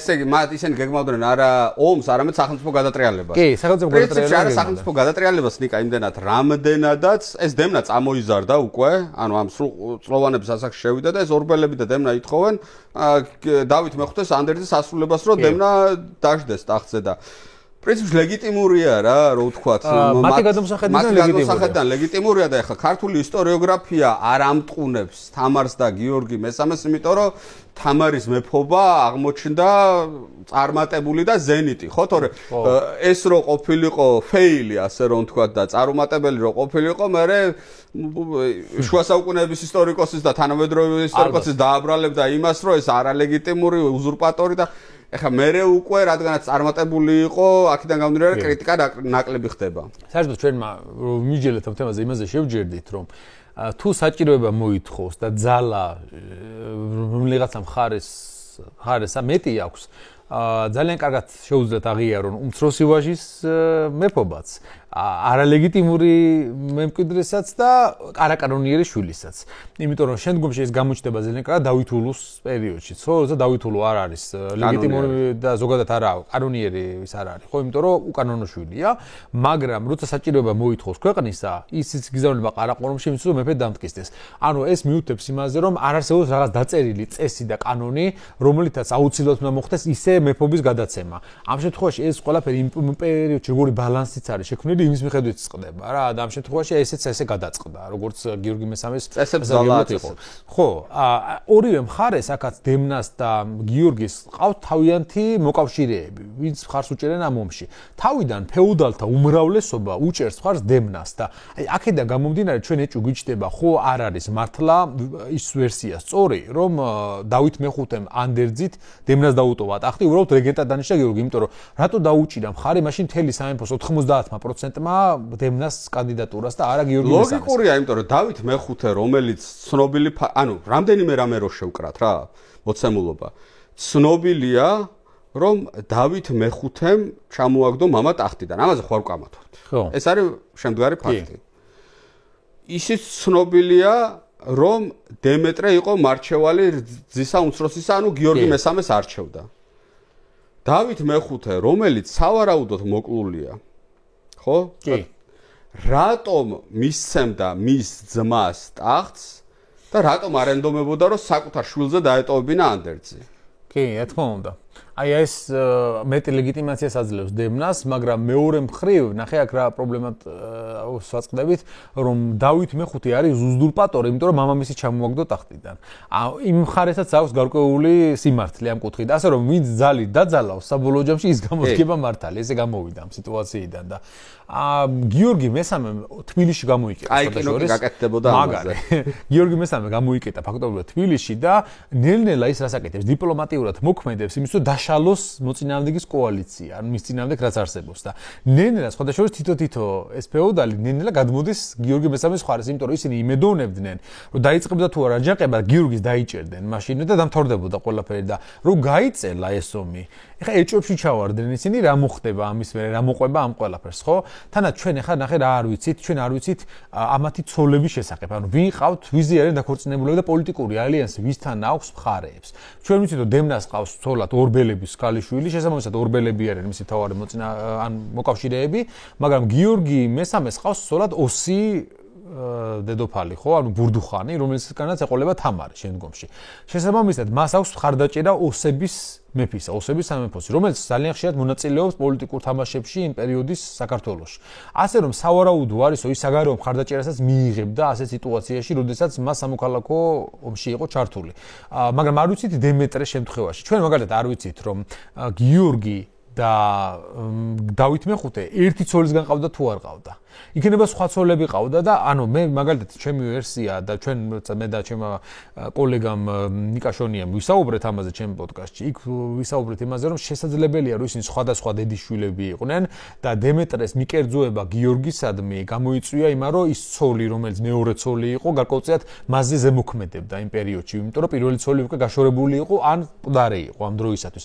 ასე რომ აი რადგან წყაროების ნაკლებობა გვაქვს, ჩვენ ფართო ინტერპრეტაციის გარდა ხშირად არაფერი არ გვჭირდება ხოლმე ამას გარდა.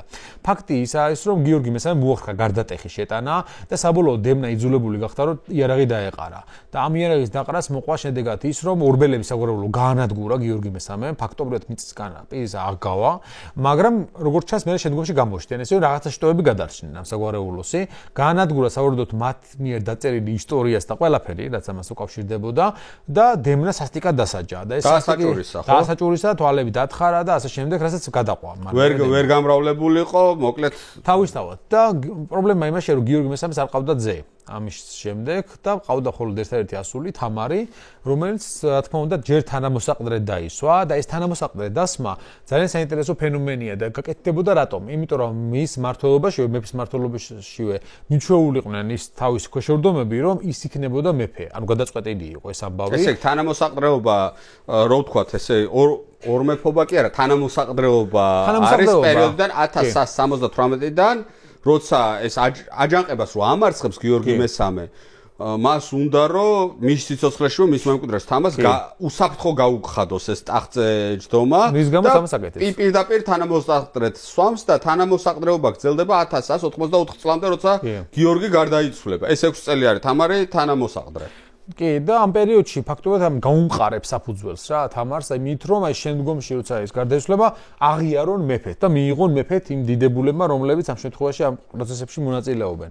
და რეალურად გიორგის დროს ასევე ხდება ერთ საინტერესო მომენტი, რომ ის აღარ ენდობა იმ ადამიანებს, რომლებიც მის წინააღმდეგ წავიდნენ, სხვადასხვა დროს, ხო? ამიტომაც ხდება სასახლის კარზე დაწინაურება ეგრეთ წოდებული უგვაროებისა. ეს უგვაროები იყვნენ ყუბასარ ნაყევჩაღარი, აფრიდონი, მაგალითად, ის თბილისის ამირად მოხსენიებული იყო კიდე აბულასანი მათ შორის, ხო?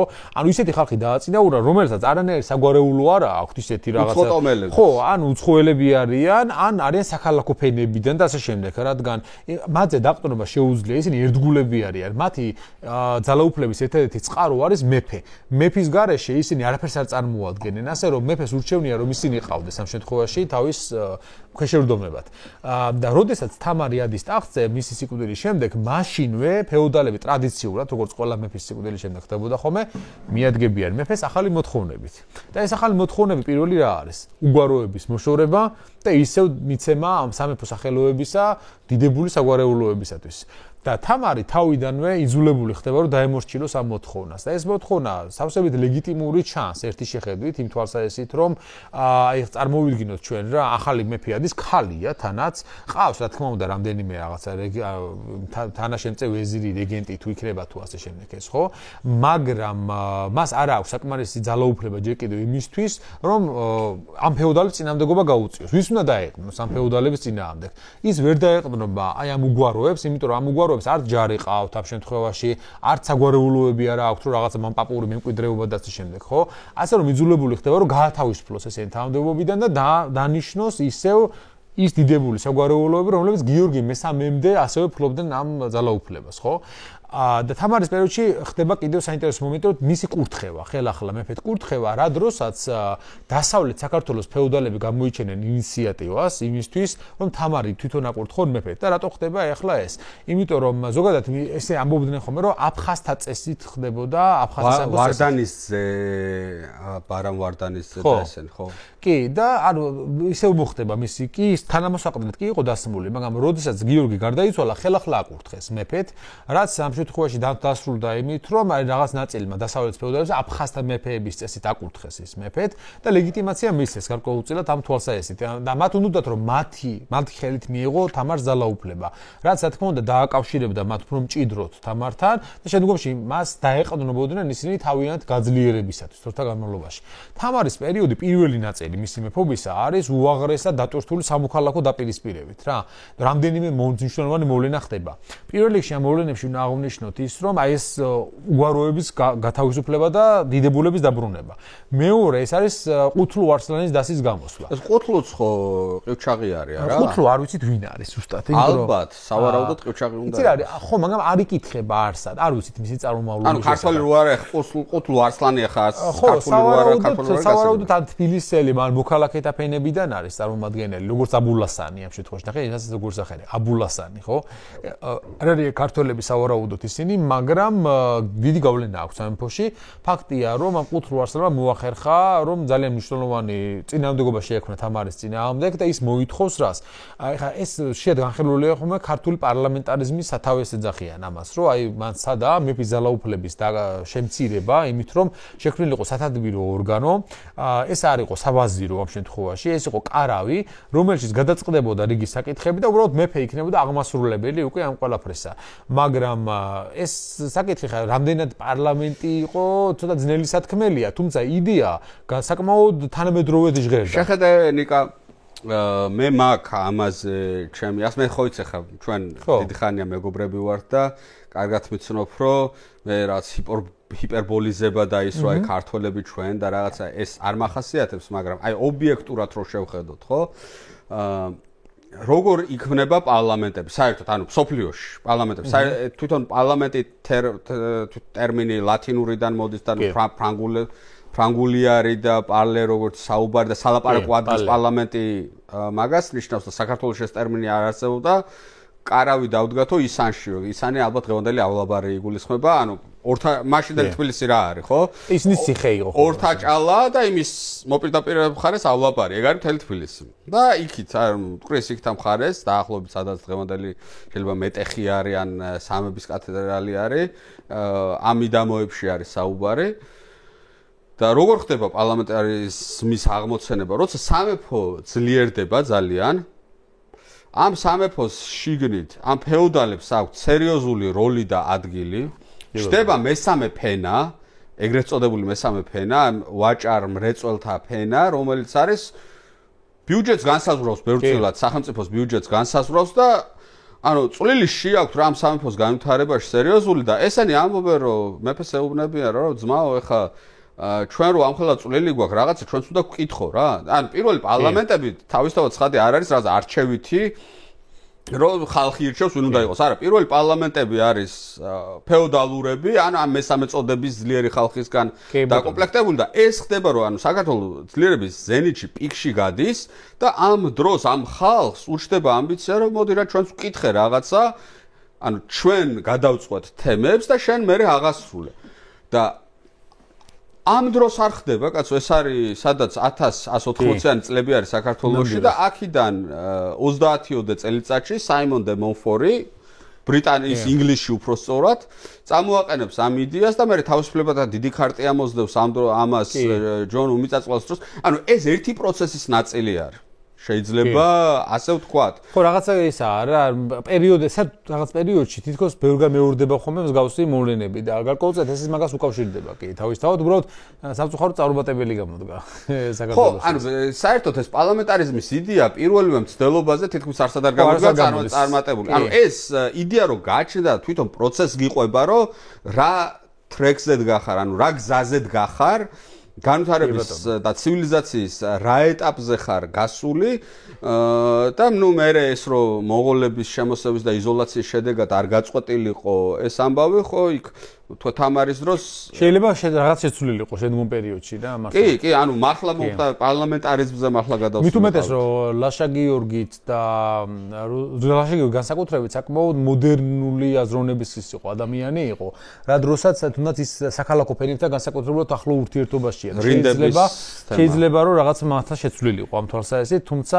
ამ ყუთრვალსანის დასის ეს ამბავი არ გამოვიდა ნუ ეხა იქ საინტერესო ისტორიაა მე რომ დაატყვევებენ მას ისნის ციხეში მიდის ლაპარაკებები მანამდე ხო ქალთა დიპლომატია შემოდის ვაშაკცოქოლ და კრავაიჯაყელისა და საბოლოო ჯამში ეს იდეა საბოლოოდ ვერ შეისხავს ხორცს მაგრამ ფაქტი არის რომ თამარის დროს გარკვეული ფენები საქალაქო ფენები იქნება ეს თუ ფეოდალები ცდილობენ ძალაუფლების ხელში ჩაგდებას და მეტი გავლენის მოპოვებას იმაზე რომ მათ გადაწყვეტილებას რაღაცა ფასი დაედოს რა სახელმწიფოში ხო და ფაქტია ეს შემდგომ პერიოდში იჩენს თავს მაგრამ ყუთლუ არსანის დასის გამოსვლით არ დამთავრებულა ეს სამოქალაქო ომები, იმიტომ რომ თამარისთვის იწყება შერჩევა საქმროსი.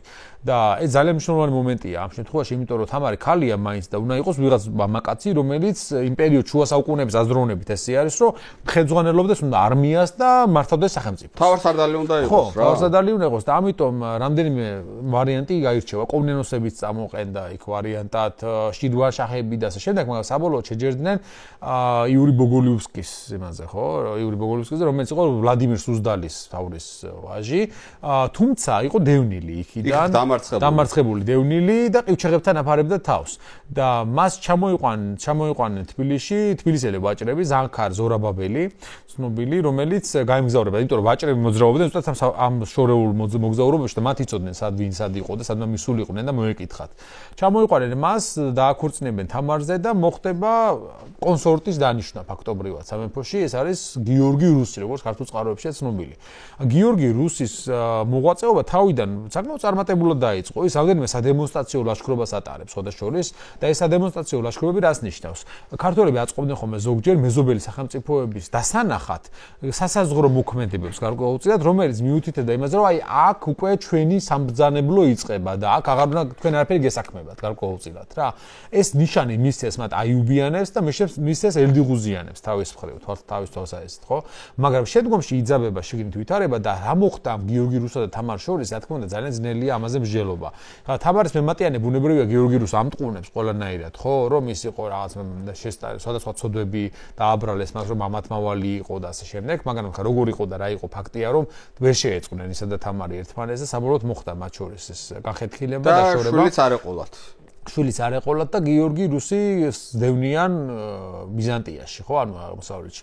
რის და სხვა ძალიან პატივით და დიდი ქონებით და ასე შემდეგ გააცილებენ ხიდან, რასაც მოყვება მისი დაბრუნება და რეაბილიტირების მცდელობა საქართველოში და აი ეს ძალიან საინტერესო მომენტია, რომ ეს მოვლენა ცოტა ამოუხსნელი არის გარკვეულწილად ქართული ისტორიოგრაფიისათვის, იმიტომ რომ მას მხარს დაუჭერს საქართველოს ნახევარი, სუმცირე.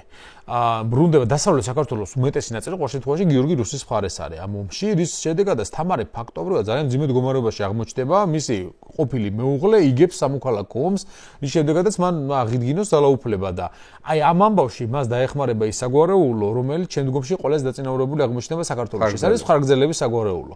მხარგრძელების საგვარეულო გადამწყვეტი აღმოჩნდება იმაში, რომ აი ძალთა ბალანსი შეიცვლება თამარის მხარეს, გიორგი რუსი დამარცხდება, ის მეორედაც ეცდება შემდგომში დაბრუნებას, მაგრამ საბოლოო ჯამში არაფერი მართალი გამოუვა ამ თვალსაჩინით და შესაძლოა ძალიან საინტერესო მომენტია რომ არც ერთხელ არ დაუჯიეთ გიორგი რუსი მიუხედავად იმისა რომ აი ამ ცდილობები ქონდა მას საქართველოზე თავდასხმის და ყველა ჯერზე დიდი პატივით და ქონებით უშვებდნენ ხომ ისე უკან ბიზანტიაში ხო? აი ეს რა ფენომენია და რაში აქვს საქმე? საინტერესოა, მაგრამ უბრალოდ უნდა ვთქვათ, რომ ზოგადად მეფის მკვლელობა ან სამეფო საგვარეულოს წარმომადგენელთან თავრის და შემდეგ იშვიათობა არის ძალიან შუა საუკუნეებში, იმიტომ რომ ეს ითვლებოდა ხოლმე ძალიან დიდ ცოდვად და თანაც აი თავიანთ თანასწორებს იშვიათად კლავდნენ მონარქები ზოგადად რა.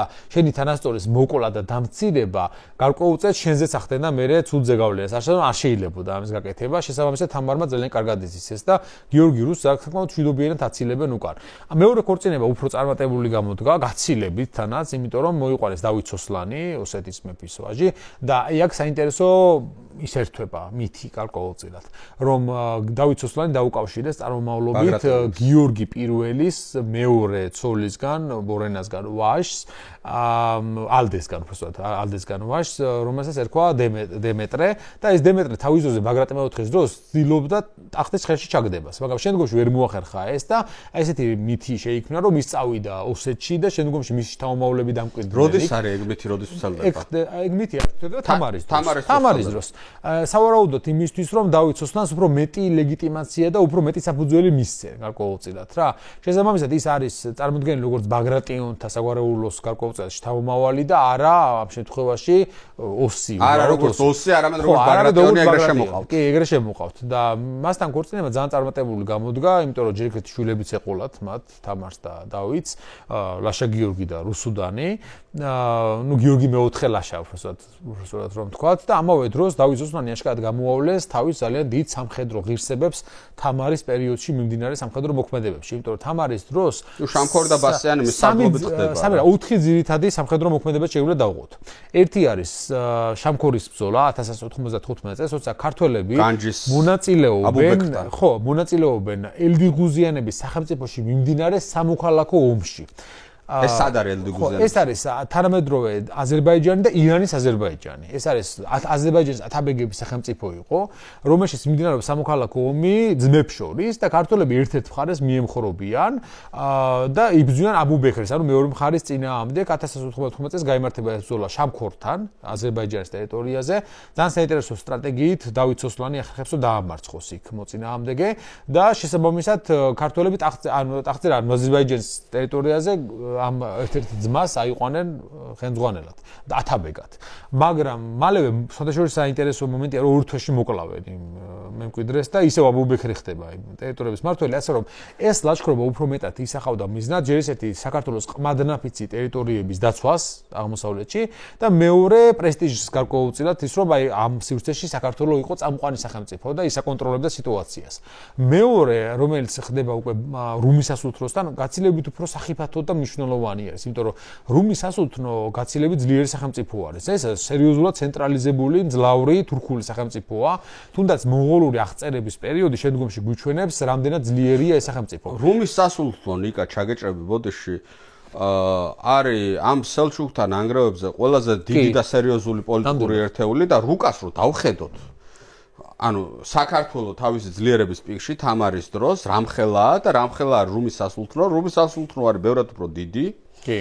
და მოსახლეობაც ყავს ძალიან ჭარბი. ანუ რუმის სასულთნოს რუქნადინის დროს აქვს პოტენციალი გახდეს ამ ახლო აღმოსავლეთში ისლამური სამყაროს გამაერთიანებელი ბირთვი და მის გარშემო შეიკრას და ამ ხრივ თამართან მარცხი, ანუ საქართველოსთან მარცხი სერიოზული ფაქტორია არის. კი, შემაკავებელი ფაქტორია. მე ბოდიში კიდე ერთ დავამატებ, რომ აი მე ესე ვიტყვი და აბა შენ როგორც უფრო მწოდნე მითხარი როგორ ფიქრობ. ანუ თვითონ სტრატეგიული თვალსაზრისით ცხადია დიდგორის ბრძოლა შეიძლება საქართველოს ისტორიაში ყველაზე დიდია, იმიტომ რომ ანუ ეს ოქროს ხანა ვერ იქნებოდა და ვერ გაგრძელდებოდა დიდგორი რო არ მოგვეგო. მაგრამ სუფთა სამხედრო თვალსაზრისით, ანუ მოწინააღმდეგეს რამდენი ჯარი ყავდა და რამდენად ძლიერ მტერს ებრძვი, მე მგონი ბასიანი, რომელიც რუმის სასულთნოს წინააღმდეგ იომა თამარის საქართველომ, სულთა სამხედრო თვალსაზრისით ის უფრო მძიმე ტვირთი იყო. შეიძლება. უბრალოდ საქმეში დიდი გორს რატო ვანიჭებთ ჩვენ განსაკუთრებულად უპირატესობას, იმიტომ რომ მისი მნიშვნელობის გამო. ანუ დიდი გორი უფრო სამკვდრო სასიცოცხლო მომენტი იყო, ვიდრე ბასიანი. ანუ ბასიანში თუ ქართველები დამარცხდებოდნენ, ეს საქართველოს დასასრული არ იყო. მაგრამ დიდი გორში თუ დავითი დამარცხდებოდა, დიდწილად ის მანამდე რაც გააკეთა წყალში ჩაუყრიდა ეს ყველაფერს. ასე რომ მნიშვნელობის თვალსაზრისით დიდი გორი მეტია, მაგრამ შეიძლება მასშტაბებით, ბრძოლის მასშტაბებით, შეიძლება ბასიანი უფრო მეტი ყოფილიყო ამ თვალსაზრისით რა. იმიტომ რომ რუქნადინის არმიამ, რომელიც იქ მოდის, საკმაოდ მრავალრიცხოვანი, ძლიერი და ეს ბრძოლა მიმდინარეობს ისთვის, ერზურუმისთვის პირველ რიგში და სამხრეთ ბასიანისთვის, ზოგადად მხარესთვის, სამხრეთ საქართველოსთვის, ხო?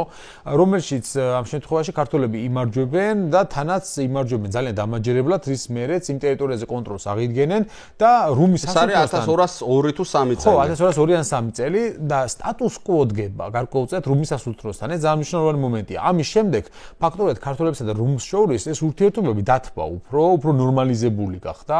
რამაც თუნდაც გამოიწვია ის, რომ ერზრუმის ამირა მე ანუ ერზრუმის მართველი ფაქტობრივად სულთანი დაქორწინდა რუსუდანზე, თამარის ასულზე, ეს ღიასედინი და შემდგომში კიდევ რუსუდანის ასული თამარი დაქორწინდა რუმის სულთანზე, ხო? ანუ მათ შორის ეს ურთიერთობები რაღაც მეზობლური გახდა, უფრო მეტად აი ამ ანუ მოდუს ვივენდის ეძებენ რა. ხო, გარკვეულწილად რაღაც საშუალedi იპოვეს და სტატუს კვო შედგა რა საზღვრებზე რა, ამ ბრძოლის შედეგად. მესამეს მე ვიტყოდი ეს არის ირანში ლაშქრობა, რომელიც მოაწყეს მხარგრძელებმა და ზაქარია მხარგრძელი არის ამის მეთაური და ეს ლაშქრობა თავდება იმიტომ რომ აი დილღუზიანების სახელმწიფოს გაივლიან ფაქტობრივად იქ თელი ქალაქებს აიღებენ გზადაგზა და უზარმაზარი ნადავლით ბრუნდებიან უკან. მარბიელი ლაშქრობა ამავე დროს ეს ლაშქრობა ფაქტობრივად აი ფარსა რა ხწევენ, მაგრამ ჩრდილოეთ ეს არის აი ირანის აზერბაიჯანის საზღვრამდე გადიან რა, მოკლედ რომ ვთქვათ რა. და შესაბამისად ეს ლაშქრობა თანამედროვე აზერბაიჯანის და ირანის საზღვრამდე, ხო. ანუ არა, უფრო შორს. თანამედროვე ირანის აზერბაიჯანი თავრიზამდე მიდიან. ხო, აი ხალხი აღწევენ და აი უნდა ითქვას, რომ ეს შეიძლება იყოს ეგრეთ წოდებული სადემონსტრაციო ლაშქრობაც ხორეზმშაჰების წინააღმდეგ, იმიტომ რომ ამ რეგიონში ამ პერიოდში უკვე შემოსულია ხორეზმშაჰების ინტერესი. ანუ ხორეზმი არის თანამედროვე ირანი და ცენტრალური აზია. ეს არის ძალიან ძლიერი სახელმწიფო. მასეთი ფაქტობრივად საქართველოს არ დაპირისპირებია თურქ-სელჩუკთა იმპერიის მერე. და ამიტომაც ქართველებს უნდათ რომ მის წინააღმდეგ გარკვეული ზომები მიიღონ და აი ზოგიერთი ისტორიკოსი მიიჩნევს რომ აი ხორეზმთან დაპირისპირების ნიშანი არის ზუსტად აი ეს ირანში ლაშქრობაც. ანუ სიგნალი არის იმისთვის რომ აი სადამდე ვრცელდება საქართველოს გავლენა და სადამდე იქნება ხორეზმი. იმიტომ რომ ხორეზმშაჰებს სერიოზული გეგმები ჰქონდათ. ამაზე გვატყობინებს ჩვენ ისტორიული წყაროები რომ მუჰამედი ხორეზმშაჰი ჯალალედინის მამა ფიქრობდა რომ თბილისი აეღო და იქ გაეხადა თავის დედაქალაქად, ანუ ცენტრად, რათა იქიდან ეკონტროლებინა მთელი ახლო აღმოსავლეთი. ასე რომ ეს სერიოზული საფრთხე ემუქრება საქართველოს. მოხდებოდა თუ არა მონღოლთა შემოსევები, ხორეზმთან ომი იყო გარდაუვალი. ანუ მაინც მოხდებოდა სავარაუდოდ ხორეზმთან მომავალი დაპირისპირება, იმიტომ რომ ელდიღუზიანების სახელმწიფო ძალიან დეცენტრალიზებული იყო და მომავალი არ ჰქონდა. სავარაუდოა რომ ხორეზმშაჰები დაიპყრობდნენ ამ ტერიტორიას და მერე მოხდებოდა საქართველოსა და ხორეზმშაჰების შორის დაპირისპირება უკვე სამხედრო და ანუ ამ მარბიელი ლაშქრობით თამარი ამ ბუფერულ ელდიღუზიანებს და ამებს ეუბნება რომ თქვენ ახლა ჩემ მხარეს თუ არ იყავით ხო მე ამდენი ძალამაგდა კი ზოგი საერთოდ მიიჩნევს ზოგი ისტორიკოსი რომ ამ პერიოდში უკვე ამ ტერიტორიაზე უკვე ხორეზმშაჰების გავლენაა და ქართველები ლაშქრობენ მის ტერიტორიაზე რომ აჩვენონ რომ ამ სივრცეში ჯერ მათთან მოუხდებათ მათ დაპირისპირება. აი მიუხედავად იმისა რომ ამდენი შიდა სამოქალაქო ომია იქ დემეტრე, დავითი, გიორგი მესამე, მერე გიორგი მესამე, დემნა და ორბელები, მერე ეს რა ქვია ყუთლუ არსლანი და გიორგი რუსი ამდენი უბედურება ხდება. გარეთ ხდება ხერხდება ეს კონსოლიდაცია რომ ხერხდება აშკარად, იმიტომ რომ რა მომენტებში ეს ლაშქრობები ხდება, აშკარად ქართველებს საკმაოდ მასშტაბური ისინი ყავთ, არმიები ყავთ შეკრებილი იმისთვის რომ ამ საგარეო საფრთხე როცა არსებობს, თითქოს რაღაც კონსოლიდირებას ახერხებს ქართული სახელმწიფო, მიუხედავად იმისა, რომ შეგნით რაღაც უთანხმოებები მათ შორის არსებობს მაინც, ხო? თუნდაც მეოთხე მომენტი, რომელსაც მე დავასახელებდი ამ თამარის სამხედრო კამპანიებში, არის ხლათზე შეტევა. თამარის დროს ქართველებმა სცადეს ხლათი აეღოთ. ხლათი არის ყველაზე შორეული წერტილი საქართველოსთვის პოტენციურად. აი სად არის დღეს? ვანის ტბის მიდამოები არის თანამედროვე, ხო? და არარატის მთასთან და რაღაც. აი ახლათი რა, როგორც პასუხობენ ჩვენ კაცყარებში ხლათი. ხლათში ამ პერიოდში უკვე თამარის დროს მართავენ არა ის შაჰარმენები, არამედ არიან აიუბიანები. აი ეს ამშრომლოვანი მომენტია, იმიტომ რომ აიუბიანები გაბატონდნენ ხლათზე, აიუბიანები მართავენ, აიუბიანები არის იმ დროის ყველაზე ძლიერი საგვარეულო ისლამურ სამყაროში და აი აიუბიანებთან ქართველებს უხდებათ სამხედრო დაპირისპირება. და რატომ უნდათ მაინც და მაინც ეს ხლათის აღება? ხლათი არის გადამწყვეტი საკვანძო პუნქტი ფაქტობრივად, რომელიც ხსნის მთელ ახლო აღმოსავლეთს იქიდან რა. სავაჭრო გზებსაც მათ შორის, პოლიტიკურ თვალსაზრისით ხლათის აღება ერთ-ერთი უდიდესი ქალაქია იმპერიის აღმოსავლეთში, რამხელა პრესტიჟი არის, არ მოვიდგინოთ ახლა, ხო? ამიტომ ქართველები რეგულარულად ცდილობენ ამ ქალაქზე შეტევას. მათ შორის თამარის ძუს ყველაზე მასშტაბური არის და ძალიან ახლოს არიან მის აღებასთან. იმიტომ რომ ივანე მხარგრძელი, ზაქარიას ძმა ალყა შემოარტყავს ქალაქს და რომ არა ერთი უბედური შემთხვევა, რაც მას მოუხდა, ქალაქის გარშემო დაზვერვაზე იმყოფებოდა და ტყვედ ჩავარდა. ხლათელებმა შეიპყრეს ის. ალბათ შეიძლება დაეღოთ კიდევაც ქართველებს მაშინ ეს ქალაქი, მაგრამ ივანე ჩავარდა ტყვედ. მერე გაიცვალა და მოხდა ესეთი რაღაცა, დაიდო ხელშეკრულება ივანესა და ხლათის სულთანს შორის, რომ ივანე მიათხოვებდა მას თავის ქალიშვილს თამთას და ამავე დროს უარს იტყოდა მათ წინააღმდეგ სამხედრო მოქმედებებზე აწი და გადაიხადა კონტრიბუციას. ეს ყველაფერი შეასრულა ქართულმა სამეფომ, ივანემ გადაიხადა კონტრიბუცია, თავისი ქალიშვილი თამთა გააყოლა ხლათის მმართველს და დაიდო მათ შორის ეს აზავ ხელშეკრულება, რომლის შედეგადაც ხლათი და საქართველო გაუმეზობდნენ ერთმანეთს და ნუ მოკლედ ვთქვათ, მოყარები გახდნენ ერთმანეთის. უაზროდ ბოდიალი არ ვარ გაამიტო. ხო, შესაბამისად, აი ამით დამთა ამოიწურა ეს ხლათის ეპიზოდი, თუმცა, რა თქმა უნდა, ეს თამთა მხარგრძელი მე ძალიან საინტერესო პიროვნება არის რა, იმ ფიქსირდება შემდგომ პერიოდშიც, ჯალალედინი, როცა აიღებს ხლათს, ჯალალედინი იღებს ხლათს, ხო და შემდგომში როცა ის შემოიჭრება აღმოსავლეთში, თამთას როგორც ცნობილია, ცოლად დაისვამს რაღაცა პერიოდის მანძილზე, თუმცა არ ხდება ეს კანონიერი ქორწინება არ იყო, მიატოვებს შემდგომში და მიდის ხლათიდან და ეს თამთა როცა მონღოლები მოდიან, არ ყავს მეუღლე და ის არის ფაქტობრივად მართველი ხლათისა, რის შემდეგაც მონღოლები მას უბრძანებენ, რომ წავიდეს ყარაყორუმში ყაენის კარზე და მიიღოს იმისგან სიგელი, რომ ის მართავს ხლათს და წავა მართლა ყარაყორუმში მოგზაურე დაბრუნდება იქიდან, ყაენი მიანიჭებს ძალაუფლებას ხლათზე, ჩამოდის და თავის ცოლის, თავის უბრალოდ მას ქმრის ძმას სთხოვს, რომ ცოლად გაყვეს მასთან დაქორწინება უნდა, იმიტომ რომ ხლათზე მოიპოვოს ლეგიტიმაცია.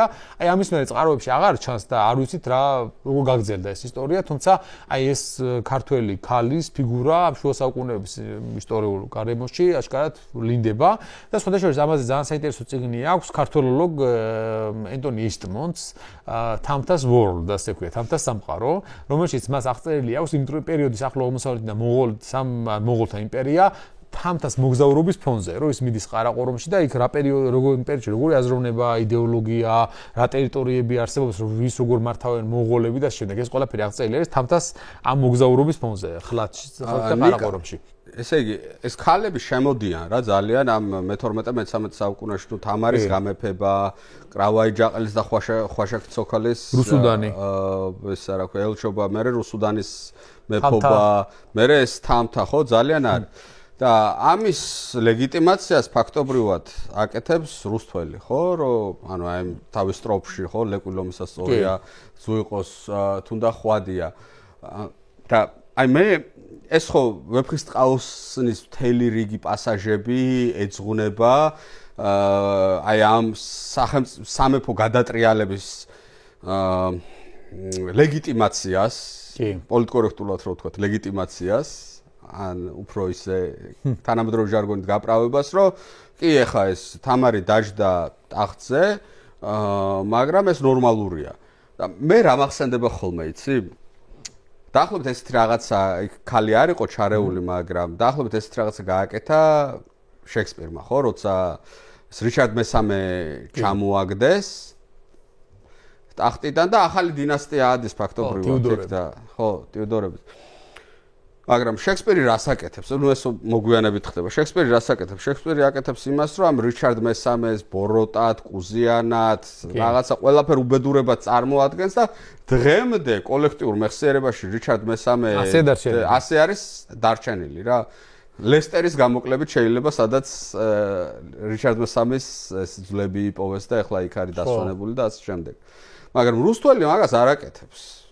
რუსთველი მაგას არ აკეთებს. ანუ კი, თამარს განადიდებს და ეს რომ მაგარია და ლეკვილომისას სწორია კი ბატონო, მაგრამ დევნას საერთოდ არ ეხება. ანუ იმისი დაკნინებას, დამცრობას, იმას არც ცდილობს. ეხა ეს ერთი მომენტი კულტურულ ნაწილზესაც რო შევეხოთ რა, მაგას ვამბობ. ამ დროს კიდე რამდენიმე რაღაც ხდება საქართველოში. ერთი რომ დასავლეთში ხო გქონდა წინა ეპიზოდში ვისაუბრეთ ერთი უნივერსიტეტი, ასე რომ ვთქვათ, გელათის აკადემია. თამარის დროს აღმოსავლეთში იხსნება იყალთოსი. ხო, ანუ დასავლეთშიც უნდა იყოს ერთი უნდა იყოს. თუმცა ესე იყალთოში აშკარად ბანამდეც იყო არსენ იყალთოელი თუნდაც, რომელიც ითვლება ხოლმე დავით აღმაშენებლის ანდერძის სიმად, ხო, რა ქვია. და აკადემია მე მგონი თამარს უკავშირდება რა. ანუ რაღაცა კერა იქნებოდა უეჭველად, რაღაცა კერა იქნებოდა.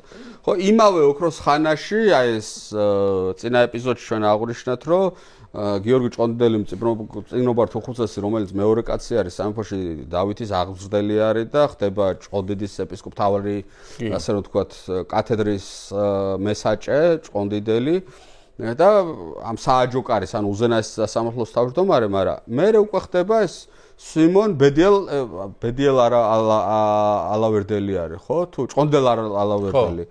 ხო, ანუ ორი სახელო აღმოსავლეთის და დასავლეთის მთავარი ეპარქიების გაერთიანება ხდება იმ თვალსაზრისით, რომ ანუ რაღაცა ერთ სხეულად იყრება ეს ამბავი. ანუ კი, მეფების ტიტულატურა არ არის, თქვა, საქართველოს მეფე არ ქვიათ, ამათ ქვიათ აფხაზთა ქართველთა რანთა შარვანშაჰ შაჰანშა, ანუ ეს არის თითქოს რაღაცა რამდენიმე სამეფოს გაერთიანება არის, მაგრამ აი ამას ასე ვთქვათ, ხაზებს, ლინკების გაბმას ამ პერიოდში ეწევიან. თვითონ აი რუსთაველის ფენომენზე მინდა თქვა, ანუ ჯერ კიდე ღმერთმა იცის რა, რომ ვეფხისტყაოსნის გარდა რამდენი ძვირფასი რამ დაწერილა იმ პერიოდის საქართველოში, რომელიც უბრალოდ დღეს არ შემოგრჩა, იმიტომ რომ განადგურდა. ეხლა ჩვენ ვიცით, რომ თქვა ძეგლისდება თუ არ ვცდები, ივანე ჯავახიშვილმა ნაგუსყუთიდან ამოიღო. ექვთიმეთაყაიშვილმა ნაგუსყუთიდან ამოიღო.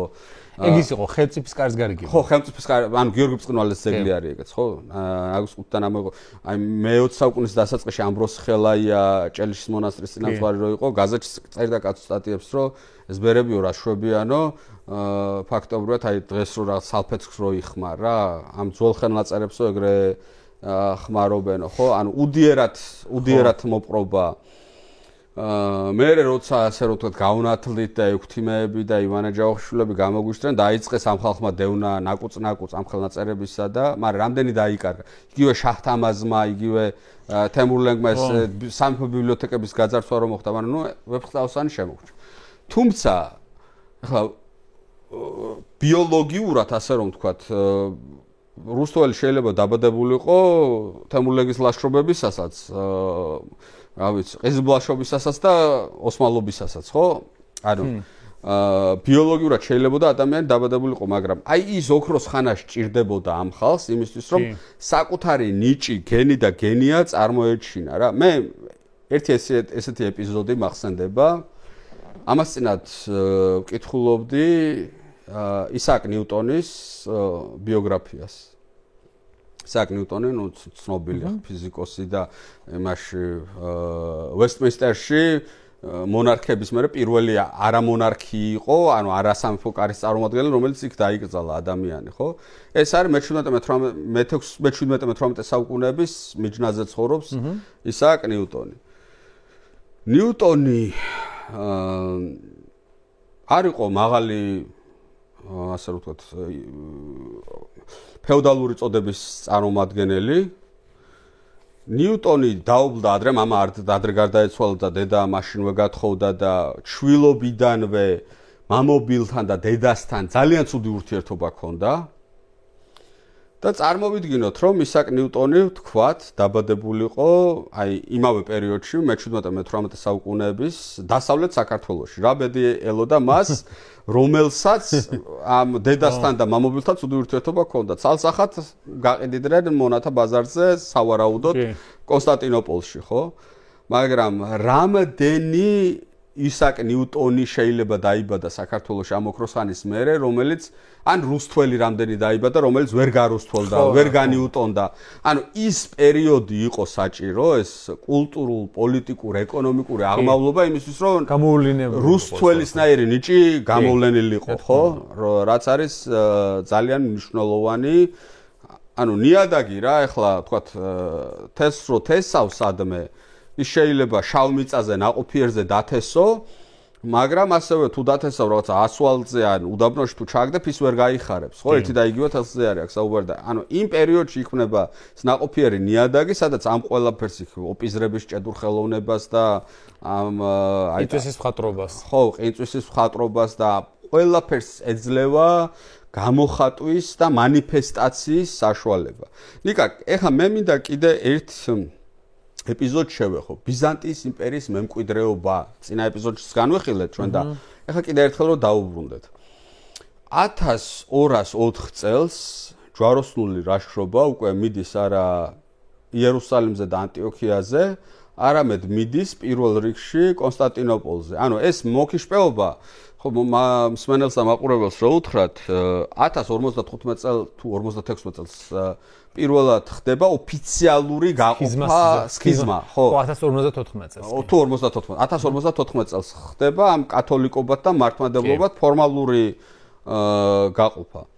და ეს მოკიშპეობა აღმოსავლეთ საპატრიარქოს, ანუ კონსტანტინოპოლსა და რომს შორის უკვე ფორმალურ ხასიათს იძენს. და 1204 წელს რომაელები, ანუ კათოლიკური სამყაროს ფეოდალები მოდიან და კონსტანტინოპოლს იპყრობენ, ძარცვავენ, ანადგურებენ.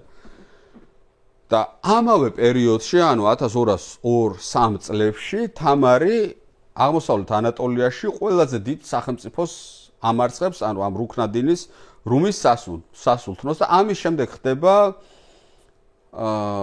ფაქტობრივად ტრაპიზონის იმპერიის დაარსება, რომელიც არის ხელდებული და ასე რომ ვთქვათ, მორჩილი საქართველოს სამეფოსი. ეს ნიშნავს, რომ საქართველო ჯვაროსნებთან ერთად მონაწილეობს ბიზანტიის იმპერიის მემკვიდრეობის დანაწილებაში. ამაზე რას მეტყვი? ხო, შეიძლება მასეც ითქვას პრინციპში, თუმცა ის მეოთხე ჯვაროსნული ომი ბუნებრივია არ ისახავდა მიზნად არანაირად ბიზანტიის განადგურებას, ხო? იქ მოხდა ფაქტობრივად ანგელოსების შორის მიმდინარე სამოქალაქო ომში მოხდა ჯვაროსნების ჩარევა, რამაც გამოიწვია ის დაპირებული თანხა, რომელიც უნდა მიეცა მას ჯვაროსნებისათვის იმპერატორს, ხო, ვერ მისცა და შესაბამისად მათ მე აიღეს ქალაქი და გაძარცვეს და ამით აინაზღაურეს ფაქტობრივად ეს. რის გამოც რომის პაპმა განკვეთა ისინი ეკლესიიდან სხვათა შორის და დაწყევლა ფაქტობრივად ჯვაროსნული ომი მთლიანად, იმიტომ რომ მათ ჯერ ისეთი არ შეიძლებოდა ამის გაკეთება, რომის პაპი გადაირია, რო გაიგო, კონსტანტინოპოლი აიღეს ჯვაროსნებმა და მეორეც საერთოდ სხვა მიზნები ჰქონდა ამ ჯვაროსნულ ლაშქრობას და საერთოდ კატასტროფულად დამთავრდა, ხო? ვინც მოიგო ეხა ამით იყო ვენეციის დოჟი ენრიკო დანდოლო, რომელმაც რა თქმა უნდა პრივილეგიები მოიპოვა კონსტანტინოპოლში და ზოგადად შავიზღვისპირეთში და ხმელთაშუაზღვისპირულ ვაჭრობაში თავისთავად და რა თქმა უნდა საქართველოსაც აქვს გარკვეული შეტანილი ამ ბიზანტიის ანგელოსების დინასტიის წინააღმდეგ მოქმედებაში, იმიტომ რომ ქართველებსა და ამ ბიზანტიის ანგელოსების დინასტიის შორის ისეც არსებობდა განხეთქილება.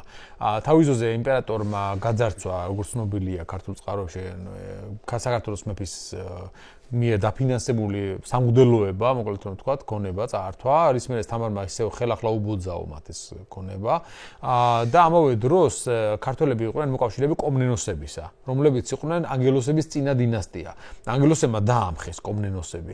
შესაბამისად, ქართველები ნათესავებიც იყვნენ კომნენოსებისა და მოკავშირეებიც, რა თქმა უნდა, კომნენოსებს უჭერდნენ. ნათესაობა როგორი იყო, ნიკა, მითხარი რა. თავის ძოზე დავით აღამაშენებლის ასული, კატაი დაქორწინდა კომნენოსების საგვარეულოს წარმომადგენელზე. შესაბამისად, იმ დროიდან იწყება მათ შორის აი ეს ნათესაური კავშირები. ხო, ნუ და დავითი არის დიდი ბაბუა თამარისა. ხო, შემდგომში მათ შორის ეს კონტაქტები იმდენად ახლო იყო, რომ მაგალითად აი განიხილებოდა თამარის ქორწინებაც, თუნდაც კომნენოსების, ალექსი კომნენოსთან და ეს ალექსი კომნენოსი საქართველოში ცხოვრობდა საერთოდაც რა, იმის მერე რაც ანგელოსებმა დაამხეს. შეიძლება ქართულის იცოდა. ხო, სავარაუდოდ. და შემდგომში ეს ალექსი კომნენოსი და ზოგადად ეს კომნენოსები ადიან ტრაპიზონის ტახტზე, ხო, ტრაპიზონში ხდებიან იმპერატორები ქართველების დახმარებით, ისევ და ისევ, იმიტომ რომ გაჩნდა შესაძლებლობების ფანჯარა, იმ პერიოდის ბიზანტია, სხვადასხვა საქართველოს ძლიერი სახელმწიფო ნამდვილად არ იყო.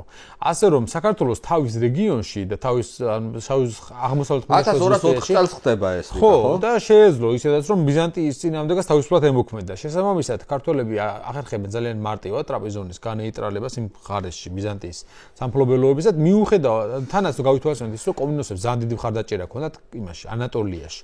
კომნენოსები იყო ანატოლიური დინასტია, კაპადოკიური წარმომავლობის დინასტია იყო, ასე რომ ჰქონდათ დასაყრდენი რა იქ რა. შესაბამისად ამან გამოიწვია ის რომ თამარმა მარტივად მოახერხა კომნენოსების დასმა ტრაპიზონის ტახტზე და შექმნა ბუფერული სივრცე გარკვეულწილად მათი სახით რუმის სასულთნოსა და ბიზანტიის იმპერიასთან, თუმცა ბიზანტიის იმპერია რაღაც პერიოდის მანძილზე აღარც არსებობდა. ის გადავიდა ნიკიაში, შეიქმნა ნიკეის იმპერია დროებით, სანამ კონსტანტინოპოლს მართავდნენ ლათინები, ანუ ჯვაროსნები და შეიქმნა ლათინთა იმპერია, რომელსაც 9 საუკუნე იარსება თითქმის, ხო? სანამ ისევ ბიზანტიელები დაიბრუნებდნენ. ასე რომ რაღაცნაირად ბიზანტიის ტერიტორიებს გადანაწილება მოხდა, რომელშიც ქართველებმა შეიტანეს წვლილი იმის სახით, რომ ხელდებული ტრაპიზონის იმპერია დააარსეს. ხო, შექმნეს თავიანთი საქართველოს დამოკიდებული ტრაპიზონის იმპერია. თავისთავად უნდა გავითვალისწინოთ ის, რომ ტრაპიზონის იმპერია არ არის, აი, ჩვენ კი ვეძახით ხა ტრაპიზონის იმპერიას, მაგრამ ის კომნენოსები თვლიდნენ თავიანთავს ბიზანტიის იმპერატორებად. ანუ ისინი მიიჩნევდნენ ამას, რომ ტრაპიზონი იყო დასაწყისი, რომ მათ აღედგინათ ძალაუფლება ბიზანტიის იმპერიაში. უბრალოდ მე საბოლოოდ ისე გამოვიდა, რომ ვერ მოახერხეს მათ. ნუ მე მონღოლები მოდიან და უბედურებები ხდება. თავისთავად ტრაპიზონში შერჩნენ რა საბოლოოდ და რეალურად ისე გამოვიდა, რომ მათ უფრო დიდი ხანი გაძლეს მე ბოლოს ვიდრე კონსტანტინოპოლმა. კონსტანტინოპოლი დაეცა 53-ში და 61-ში დაეცა ტრაპიზონი. ასე რომ ტრაპიზონია ესე ვთქვათ ბოლო ბიზანტიური სახელმწიფო იყო შეიძლება ითქვას ამასთან დაკავშირებითაც. ასე რომ თამარის პერიოდში ესეც დიდ ლაშქრობებს შორის შეიძლება ჩავთვალოთ ისიც რომ მან ესეთი ქართული ლაშქრის გაგზავნით მოახერხა ახალი სახელმწიფოს ჩამოყალიბება, რომელიც მასზე იქნებოდა დამოკიდებული და რა თქმა უნდა მისი პოტენციური მოკავშირეც იქნებოდა მომდევნო პერიოდში. ანუ ეხლა ჩვენ როგორ სახელმწიფოზე ვლაპარაკობთ, იცი რა, რომ თუ შეიძლება ასე ითქვას, საქართველო არის იმ მასშტაბის სახელმწიფო მაშინ იმ რეგიონში, აღმოსავლეთ ევროპა და ახლო აღმოსავლეთი პირველ ლიგაში რო თამაშობს რომ იტყვიან რა, ის კი არ არის, ანუ პატარა სახელმწიფოს როლი არ აქვს, დიდი სახელმწიფოს როლი აქვს რა. დიდი სახელმწიფოს როლი აქვს თავისთავად და თანაც აიუბიანებთან ურთიერთობაშიც ვლინდება თუნდაც ეს ხო? აიუბიანებთან როგორც ჩანს თამარს საკმაოდ კარგი ურთიერთობები აქვს. ეკი არა, აი საინტერესო ფაქტი არის რომ ეს ხდება იერუსალიმის დაცემის შემდეგ, რომ ძელი ცხოველი გამოიწყიდოს. რისთვისაც ძალიან დიდი თანხის გადახდასაც აპირებდნენ ქართველი მეფეები გადმოცემით, თუმცა არ მიყიდის სალადინი ეს. ან ძელი ცხოველი რო აუხსნათ მაგრამ. ძელი ცხოველი არის ჯვარი, რომელსაც ქრისტე აწამეს. შესაბამისად ეს ჯვარი იყო მთავარი რელიკვია ქრისტიანობისა ზოგადად და ეს რელიკვია აღმოჩნდა სალადინის ხელში, მაშინ რაც იერუსალიმი დაეცა და ჰატინის ბრძოლაში დამარცხდნენ ჯვაროსნები. შესაბამისად ქართველები ცდილობდნენ ამ ჯვრის გამოსყიდვას სალადინისაგან. რაც თქმა უნდა ძალიან დიდი პატივი იქნებოდა რომ წარმოვიდგინოთ ძელი ცხოველის შეძენა ქართველი მონარქისაგან, ხო? მართალია მისი ნაწილები მანამდე იყიდებოდა ხოლმე და ჰქონდათ პრობლემაში ქართველებს, მათ შორის ეს ცნობილი ჯვარი, რომელიც ანსელუსმა იყიდა დავით აღმაშენებლის ქრივისაგან, როგორც ეს წერს ამ წერილებში და რომ ეს წერილები ნათარგმნი არის ზურაბ ავალიშვილის მიერ. ეს ჯვრის ძელი ცხოველის ნაწილი შემდგომში პარიზში გაიგზავნა ადგილობრივ არქიეპისკოპოს გალონთან. რაბედი ეწია ზუსტად ხა ამ ყველაფერს მერე და შემდგომში გაგზავნა და სად არის დღეს და შემდეგ ზუსტად არ ვიცით, მაგრამ ეს წერილები არსებობს, შესაბამისად ვიცით რომ მოხდა ასეთი ფაქტი თავის დროზე. რაც მიუთითებს იმაზე, რომ საქართველოს გარკვეულწილად ადგილზე და მნიშვნელობაზე იმ პერიოდის ან შუა საუკუნეების ქრისტიანულ სივრცეში თავის დროზე, რომელიც არსებობდა. თამარის მმართველობის მიწურული გარკვეულწილად საკითხვის ნიშნის ქვეშ დგას ხოლმე, სხვადასხვა, ანუ როდის გარდაიცვალა თამარის, დაკრძალეს და ასე შემდეგ, ხო? არსებობს სხვადასხვა თარიღები 1207, 10, 13, სავარაუდოდ 10 ყველაზე მიღებული არის მათ შორის. 13 არა, 13 უფრო მიღებულია. ხო, ზოგჯერ 13, თუმცა 10 და 13 შორის რაღაცა ეს ხდება ხოლმე, იმიტომ რომ არ თამარს ყავს ორი მემატიანე, სხვათა შორის განსხვავებით დავითისგან იგივე. ორი მემატიანე ყავს, ორივე პანეგერიკებს წერს მის სასარგებლოდ, იმიტომ რომ ისინი წერენ რომ თამარი არის სამების მეოთხე იპოსტასი, ისინი წერენ რომ თამარი არის ყველაზე ამაღლებული და შენაც ბუნებრივია ხა მეფის მემატიანისაგან როგორც იწერებოდა. თუმცა აღმოსავლურ წყაროებში ცოტა განსხვავებული შეხედულებებიც არსებობს ხოლმე. მაგალითად იბნ ბიბი წერს, მე მგონი, აღმოსავლურ არაბი მემატიანე რომ თამარიცო რაღაცა ჟინი ქონდაო კაცებისა და ვიღაცები ჩამოყავდა და ასე შემდეგ, იმიტომ რომ ამის გავსი რამ მე რუსუდანზე წერია. ანუ ეგ როგორ არის? ეგ არის დამცირების მცდელობა, მეტოქე სახელმწიფო არის, რუმის სასულთნო დაამარცხა და გინდა რომ დაამცირო. აი იგივეს წერენ მე რუსუდანზე ცხოთა შორის და აშკარად ეს ჩანს რომ აი ხალი მართველის მიმართ პატივცემა არ აქვს, იმიტომ რომ მაგალითად მე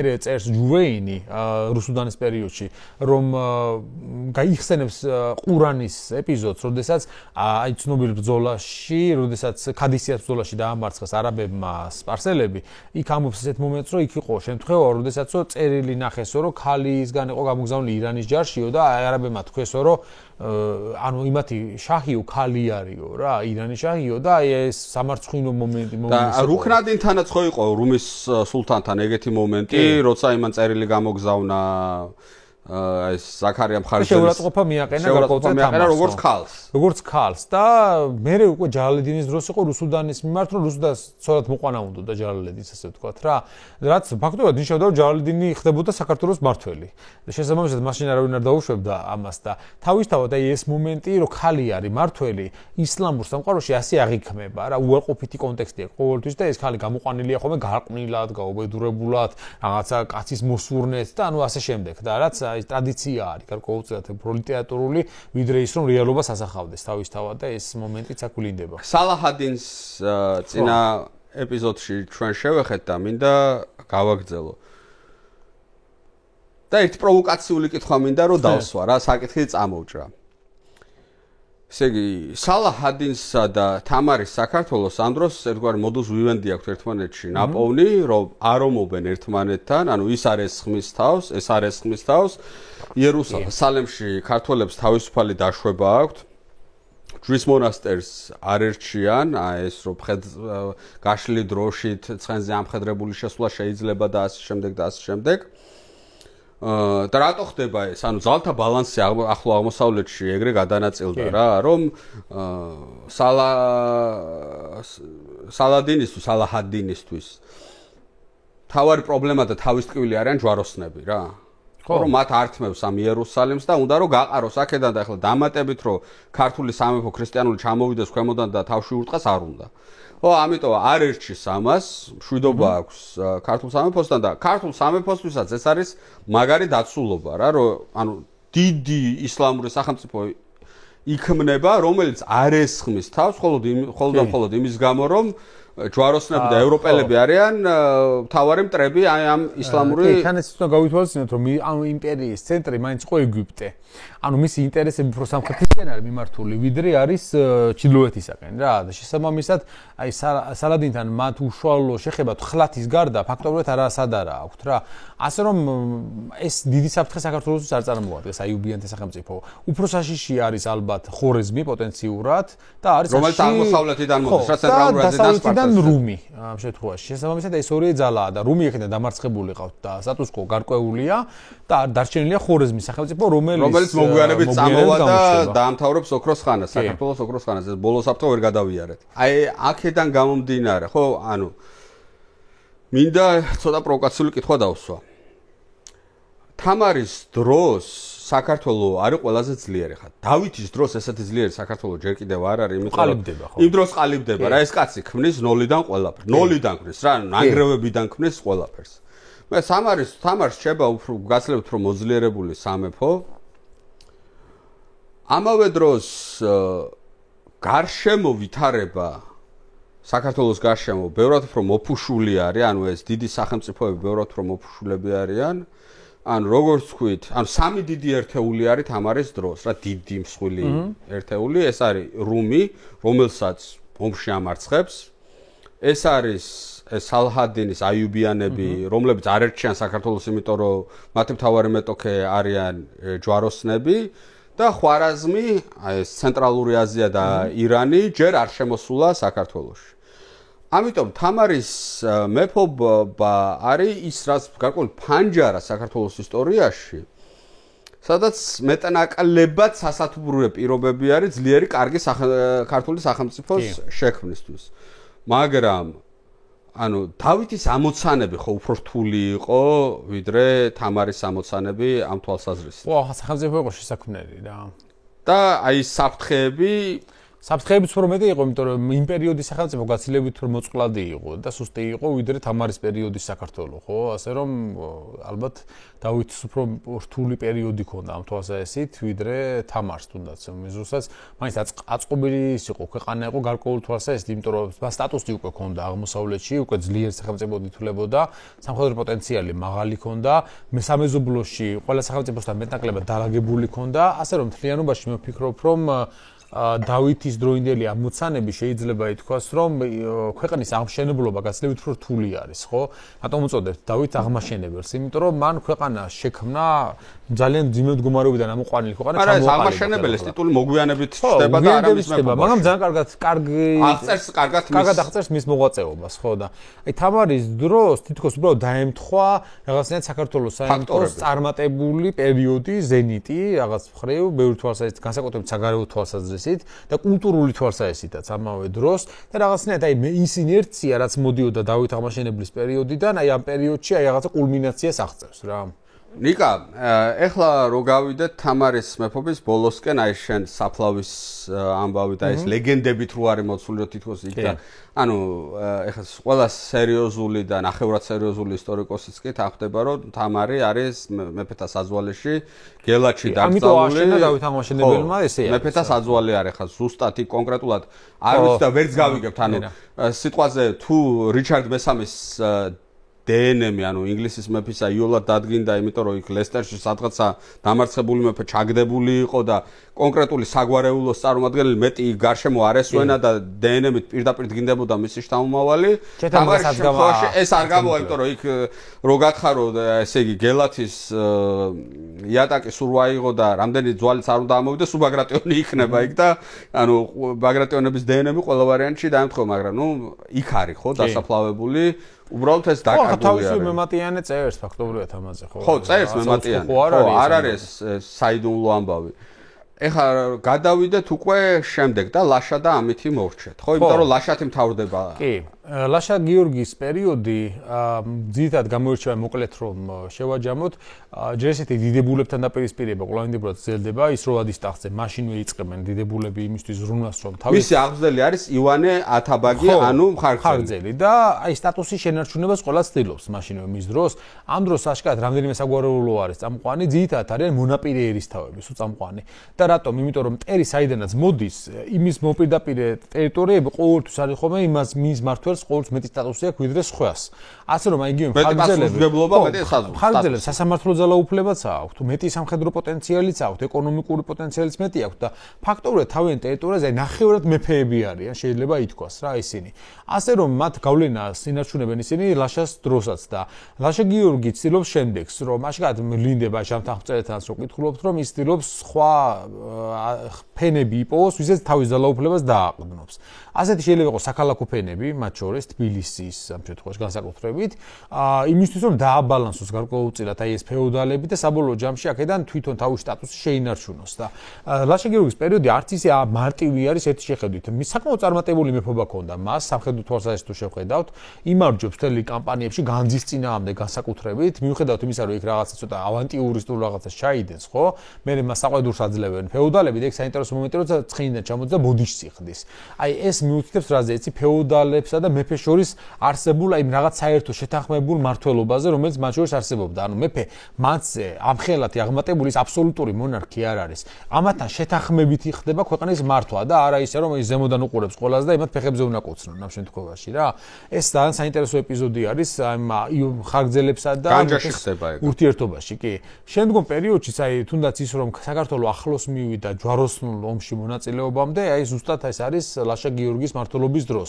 მეხუთე ჯვაროსნული ომი მზადდება, რომელშიც მონაწილეობა უნდა მიიღონ ევროპელებმა ბუნებრივია, იქიდან მოდის ეს ყველაფერი და ქართველებიც უნდა ჩაერთონ ამ ომში და აი აქვე ვრცელდება იცნობილი დებუას წერილი ფრანგი რაინდისა, რომელიც მიხედვითაც ლაშა გიორგი ემზადებოდა ამ ქართველი მონარქი დიდი არმიით და თავისი დედის ძვლები, თამარის ძვლები მოქონდა თან, რომ რათა ის როცა აიღებდა იერუსალიმს, შემდგომში დაესვენებინა ეს თავისი დედის ძვლები და რა თქმა უნდა ეს გარკვეულწილად არის ჰიპერბოლიზება, რაც ხდება ხოლმე საერთოდ როცა აღმოსავლეთიდან რაღაც დახმარებაზეა ხოლმე საუბარი, იმიტომ რომ ვერ შედგა ვერანაირი ლაშქრობა ამ მაგრამ რუსუდანის წერილი მეფე რუსუდანის წერილი რომის პაპისადმი ხო ცნობილია ასევე სადაც პაპს ეუბნება რომ ჩემი ძმა აპირებდა ამ ლაშქრობაში მონაწილეობას და მონღოლებმა შეგვიშალეს ხელი ანუ ეს ამბა ორი წყარო ამას გვეუბნება რომ მართლა აპირებდა ლაშა გიორგი ახლომოსავლეთის პოლიტიკაში უფრო აქტიურ ჩართვას კი არა მარტო რუსუდანის არამედ ივანე ათაბაგის წერილიც არის რომის პაპთან და საინტერესოა რომ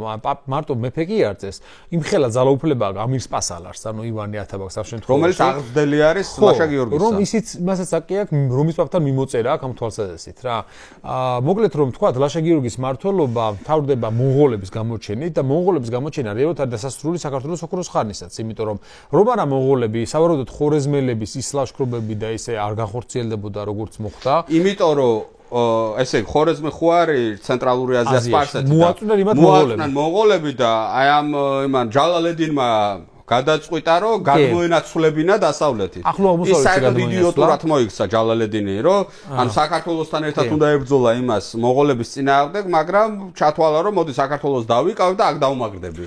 ხო, არ გამოუვიდა მას თავის ჩანაფიქრით, მას უნდა კოალიციის შეგროვება აღმოსავლეთში, რომ დაპირისპირებდა მერე მონღოლებს, მაგრამ ეს იმიტომ მისი ხასიათი და მისი мотиваცია არ შეესაბამებოდა მიზნებს და რეალობას, იმიტომ რომ ხა მან ჯერ ისეთი ვერ მოახერხა ამ კოალიციის ჩამოყალიბება, იმიტომ რომ ყველა არ მიიჩნევდა მონღოლებს პოტენციურ საფრთხედ. ისინი ფიქრობდნენ ხა რა ვიცი, ხა ისინი მოვლენ კი აქამდე, ასე რომ ჯალალედინის მათზე ბრძანებლობა არავის არ სურდა ფაქტობრივად. ან ჯალალედინი ისეთი მას იჩენდა ხასიათს, რომ მის ფაქტობრივად მას უნდა და არა ამათან მოკავშირეობა, არამედ მათზე ბრძანებლობა. რა ძალიან განსხვავდება ერთმანეთისგან ამ თვალსაზრისით, ხო? შესაბამისად, ყველასთან კონფლიქტი მოუწია ფაქტობრივად მას, გარდა ან მას უნდა და რეალურად კოალიცია შეექმნა და სინამდვილეში ყველა სათაოთე ომმა ისე დამთავრდა მისი ეს მცდელობა. სხვადასხვა უნდა ითქვას, რომ ძალიან დიდი მხედართმთავარი იყო თავისი დროისა ჯალალედინი. ერთადერთი როგორც სამხედრო ხო, ვისთანაც არა პოლიტიკოსი, არამედ როგორც სტრატეგი. ვისთანაც მართლა მარცხდებოდა იყო მონღოლები, იმიტომ რომ მონღოლებს ვერავინ ვერ უგებდა იმ დროში. ლაშა გიორგიც სასტიკად დამარცხდა მათ წინააღმდეგ და ნებისმიერი იმ პერიოდის მონარქი დამარცხდებოდა ისეთივე სასტიკად, როგორც ის მან წააგო. იმიტომ რომ მონღოლები რაღაც ახალი რეალობა იყო აბსოლუტურად, ძალა, რომელსაც ვერავინ ვერ უპირისპირდებოდა და საბოლოო ჯამში მათ გადაუარეს მთელ აზიასაც და ევროპის საზღვრებამდე მიაღწიეს ცენტრალურ ევროპამდე, ხო, ასე რომ ლაშა გიორგის დადანაშაულება იმაში, რომ მან ვერ დაამარცხა ჯებედა სუბუდაი, ჩემი აზრით არ არის სამართლიანი. ჯებედა სუბუდაი მონღოლი მხედართმთავრები, ჩინგისხანის ქოფაკები, როგორც უწოდებდნენ ხოლმე მათ და განსაკუთრებით სუბუდაი, რომელიც ითვლება ყველა დროის ერთ-ერთ უდიდეს მხედართმთავრად, საერთოდაც, ხო, და ხა მასთან რო ბრძოლა წააგო ლაშა გიორგიმ, რა ვიცი, ჩემი აზრით ამის გამო ამ მეფის კარიერის და გადახდის ხაზის გადასმა და მარტო იმით დადანაშაულება, რომ ჟამთაღწერელი წერს, რომ სვამდა სასმელს და ქალაქში გადიოდა ცოტა არასერიოზულად მიმაჩნია, იმიტომ რომ რაც ჟამთაღწერის მიზანი ამ შემთხვევაში არის პროვიდენციალური ახაც. ის ცდილობს, რომ მონღოლებისაგან და ხორეზმელებისაგან დამწყდარ უბედურება საქართველოს თავზე ახსნას, არა იმით, რომ ისინი ძლიერები იყვნენ და დაგვამარცხეს, არამედ ეს კაცი იყო ცოდვილი და დაგვსაჯა ღმერთმა და რამხელა ჯარის არ უნდა შეეგროვებინა, ხუთი მონღოლი წამოსულიყო, მაინც მოგვიგებდა ამ ბრძოლას. აი ამ ლაშა გიორგის პიროვნებაზე მინდა რომ შევჩერდე რა. რაც თავის ჰიპის ტიპი არის რა ეს ლაშა, ესე ჩანს წყაროებიდან, ჟამთაღწერლიდან განსაკუთრებით, რინდებთან აი თრიაქით თრობა, ეს რინდები ცალკე ფენომენი არის ახლო აღმოსავლეთში, ვინ არიან ეს რინდები? თაფლუც სვამდა კიდე. ხო, და მეორე კაცი, რომელსაც ჯარგონზე რო ვთქვათ, გაუბაზრდა სიყვარული. ისტორიაში ერთი იყო აშოტ კურაპალატი, რომელსაც ხალი შეუყვარდა რა, არა თავისი ტოლი და სწორი, არამედ შეუყვარდა ხალი და იმას სიძვის დიაცი და ეწოდა იმ ხალს, არა და ნუ სიყვარული იყო ალბათ. ხოლო ლაშას შეუყვარდა ველისციხელი აზნაურის ცოლი, რომლისგანაც ეყოლა შვილი დავით ულუ. დავით ულუ, ხო? რაცა სხვა ტიპაჟის კაცი არის. რაღაც რომანტიკული რაინდის ისაა უფრო სახე. მე ლაშარელა რო დაიწერა მაგაზე. სხვადასხვა მე ხშირად ვადარებ ხოლმე ინგლისის მეფე რიჩარდ ლონგულს. ძალიან გავს ხასიათით, მოღვაწეობით, სურვილებით, მათ შორის აი ჯვაროსნული мотиваციები. რაინდული ტიპი. რაინდული ხასიათით, აი მით რო აი თვითონ ძალიან გაუფრთხილებლად თავზე ხელაღებულად ერთვებოდა ბრძოლებში, მათ შორის აი განჯასთანაც გამოჩნდა ესეც ხო ეს მომენტი. ამავე დროს რომ ოფიციალური ცოლი რიჩარდს კი ყავდა ცოლი, მაგრამ იმასთან ურთიერთობა არ ქონია და რატომ? იმიტომ რომ ის ჩაიყვანეს კვიპროსზე ჯვაროსნული ომის დროს. დაქორწინდა მას, იმისფერ თვალით არ უნახავს რიჩარდის ქალი ფაქტობრივად რა. მაგრამ უკანონო შვილი მასაც ყავდა, რიჩარდსაც ყავდა უკანონო შვილი, რომელიც შემდგომში არანაირ მას არ მიიღებს ამ შემთხვევაში ვერ ხდება მემკვიდრე მისი ჯონ უმიწაწილო იკავებს ინგლისის ტახტს, მაგრამ რიჩარდს ყავდა უკანონო შვილი. ნუ ახლა დავით ულუს გამეფებაც იზოლებული ამბავი იყო რა. ხო, მის შვილს ერქვა ფილიპ კონიაკი, ესე ერქვა რიჩარდის ვაჟს, მაგრამ ვერ მოახერხა მან ძალაუფლების ხელში ჩაგდება, განსხვავებით დავით ულუსგან, რომელიც ხო საჭიროებამ გამოითხოვა ის, რომ ვიღაც ბაგრატიონი უნდა ყოფილიყო ტახტზე და რადგან არ იცოდნენ რა ბედი ეწია დავით ნარინს, გაგზავნეს ყარაყორუმში ის. წავიდა ყარაყორუმში დავით ნარინი, რუსუდანის გარდაცვალების შემდეგ დავით ნარინი რუსუდანის ვაჟი და არ ჩამოვიდა კაც წელი მეტი არ ჩამოვიდა და მოკვდაო იფიქრეს და გააგზავნეს ესეც და რომელიც იყოფებოდა ამ დროს რუმის სულთანთან ტყვეობაში. ტყვეობაში და მე აღმოჩნდა რომ დავით ნარინი და დავით ულუ ორივე ყარაყორუმში არიან და შეხედა სამათ მონღოლებმა და იმათ ახლა ლეგიტიმური ხარჭიშვილი ესა ის არ აინტერესებდა და მოდი ახლა შენ აღმოსავლეთში იყავი შენ დასავლეთში. პრინციპში ეგრე არ გაუდუნაწილებია სხვადასხვა. ეგ ქართული ისტორიოგრაფიაში ერთ-ერთი დიდი შეცდომა არის რომ თვლიან ხოლმე რომ მონღოლებმა გაუყვეს საქართველოს ამათ. სინამდვილეში ორივე დანიშნეს ერთ ადგილზე მმართველად. ისე გამოვიდა რომ დავით ულუ დანიშნეს მეფეთ და დავით ნარინი მოადგილეს დანიშნეს მისი. ანუ იქ პლანო კარპინი წერს, რომელიც პაპის ლეგატი არის, აქ ორი ქართველი უფლისწული იყო, ერთი კანონიერიო და მეორე უკანონო შვილიო და ეს კანონიერიო ამბობდაო დავით ნარინზე ამბობს, რომ მე მეკუთვნის, რომ იმიტომ მე ლეგიტიმური ვარო და კანონიერი შვილი ვარო და მეორეო ან დავით ულუზე ამბობს, იყო უკანონო, მაგრამ ის ამბობდაო, რომ წესითა და რიგით მონღოლებს არა აქვთ ეგეთი წესიო, რომ განსხვავება იყოსო კანონიერსა და უკანონო შვილს. ანუ ხარჭის შვილიაო თუ ვისიო არა აქვს მნიშვნელობა, შვილი-შვილიაო. შესაბამისად მე რადგან უფროსი ვარო, მე მეკუთვნისო ტახტიო და მონღოლებმა მას მიანიჭეს უპირატესობა, ანუ დავით ულუს მიანიჭეს უპირატესობა, ის იყო უფროსი მეფეო, ეს იყო უმცროსი მეფე, ანუ დავით ნარინი. ანუ ულუ და ნარინი რო აუხსნათ ახლა გაუთუცნობიერებელ შედარებდა არა ისტორიკოს მსმენელსა და მაყურებელს, ულუ მონღოლურად იყო უფროსი ანუ ლაშაშვილი და ნარინი იყო არის უმცროსი აი ნარინი ხო ნარიყალა ციხე რო არის ხო ცირე ციხე ეგრე ხო ეგრე ქვია ხო კალე როგორც ციხე და ნარი როგორც ცირე კი ბატონო, შესაბამისად, აი ეს ლაშა გიორგის მემკვიდრეობას გარკვეულწილად აი ამ ანდერძით უნდა დავამთავროთ ჩვენ, იმიტომ რომ მან როცა მონღოლებთან ბრძოლაში ის იჭრება, ბრძოლაში და მე რაღაც პერიოდში მონღოლთა ბრძოლა არის 1220 წელია თუ არ ვცდები. ხო, და ეს ხდება ხუნანის ბრძოლასაც უწოდებენ ხოლმე, რომელშიც მარცხდება ჯებესა და უბედეს წინამდე იჭრება და მე შესაძლოა ცდილობს რომ სანამ მოკვდება თავისი და რუსუდანი დააქორწინოს შირვანშაჰზე, მაგრამ ვერ მოასწრებს ამ ქორწინებას და რუსუდანი ადის ტახტზე და ადის ტახტზე როგორ ლაშა გიორგი ტოვებს ანდერს, რომლის მიხედვითაც რუსუდანი უნდა იყოს რეგენტი და ტახტზე უნდა ავიდეს მისი ვაჟი, შემდგომში როცა გაიზრდება, ანუ დავით ულუ ამ შემთხვევაში. თუმცა მე როგორ წარიმართება ეს ყველაფერი, ეს ოქროს ხანის ამბავი აღარ არის. ეს უკვე შემდგომ პერიოდის სამეფო კარის თამაშები არის, ძალიან საინტერესო მოვლენა. ხო, ანუ ეს მონღოლთა ეს მარბიელი რაშრობები ჯებესა და სუბუდაისა, რომელიც მართლა დაზვერვითი იყო მონღოლთა მხრიდან, იმიტომ რომ დიდი ძალები არ ქონდათ. არა, ხო, დაზვერეს უბრალოდ. გამოშვებული, არ ყავდათ გამოშვებული. და ეს იყვნენ ბუნებით მეომარი ხალხი იყო, აი მართლა ცხენზე ცხოვრობდნენ. ცხენზე ცხოვრობდა ეს ხალხი და საქართველოში ვერ გაიგეს ესენ ვინ არიან, რა უნდა და ვიღაცა შემობოდიალ და გაბოდიალდა ეგრე იყო. ეს შესაძლოა ჩვენ არ ვახსენეთ სტოვართა ინსტიტუტი და რატომ? იმიტომ რომ ერთი ცნობის გარდა, რომელიც ინტერპრეტირებული არის, რომ დავითმა რაღაც სპეციალური სტოვართა ინსტიტუტი შექმნა, ჩვენ არ ვიცით ამის შესახებ. ეს ყველაფერი ინტერპრეტაციის საგანია. სტოვართა ინსტიტუტი ახლა რო აუხსნათ მსმენელს ეს არის დაზვერვა. უბრალოდ რახან ჩვენ გავტყობინებს ისტორიკოსი რომ დავითის დროსო ყველა საკვირდებოდნენო და ვის რას აკეთებდა და შემდეგ იცოდნენ. როგორ არის ზუსტად ქმარიცოლს ლოგინში რა შეუბნებოდა ის ცოდა მეფე დავითმა. აი აქედან გამომდინარე არის ეს ინტერპრეტაცია ამ შემთხვევაში აღებული დავითმა რაღაც რეფორმა გააკეთა და შექმნა დაზვერვის სამსახური რა. მაგრამ შეხედე ნიკა აი გამოგრჩა ეს წინა ეპიზოდში და აქ უნდა დავამატოთ რა. ანუ თანხდებით მე შენ და მე და შენ რო თანხდებით ეს არ არის ყველაზე მთავარი, ანუ ამ საქმის ყველაზე მნიშვნელოვანი ისტორიკოსები თანხდებიან, რომ დავითმა დიდგორის ბრძოლა ილღაზის და ამ სელჩუკურ კოალიციას მოუგო ჩასაფრებაში. ხო, რომ ანუ სადღაც მთაზე იყვნენ, იქიდან დაეშვნენ და ხეობაში შეიმწყდნენ. ეს იმას ნიშნავს, რომ იმათმა დაზვერვამ ვერ იმუშავა, ანუ ვერ აღმოაჩინა ეს ქართული ჩასაფრებული ჯარები, იმიტომ რომ ვერ ყველა ვარიანტში რა, რომ სანამ სადღაც გადიხარ, გზავნი წინ ტიპებს, რომლებიც ამას ვერავენ და თუ უსაფრთხოარი აგრძელებს სვლას. იცი არ არის გასაკვირი პრინციპში, იმიტომ რომ შუა საუკუნეებში სერიოზული პრობლემა იყო. იგივე მანასკერტის ბრძოლა რომ მოხდა, მაგალითად ერთმანეთთან რამდენიმე 2 კილომეტრში, 3 კილომეტრში იყვნენ თურქები და ბიზანტიელები და არ იცოდნენ ბიზანტიელებმა თურქები რო იქ იყვნენ. ანუ ეს სერიოზული პრობლემა იყო შუა საუკუნეებში კომუნიკაციების. ამიტომ არის რომ ჰანს დე ბრიუკი მიიჩნევს, რომ 50000-ზე მრავალრიცხოვანი არმიის მართვა შუა საუკუნეების შესაძლებლობებში იყო კომუნიკაცია იქნებოდა წარმოუდგენელი უბრალოდ რა.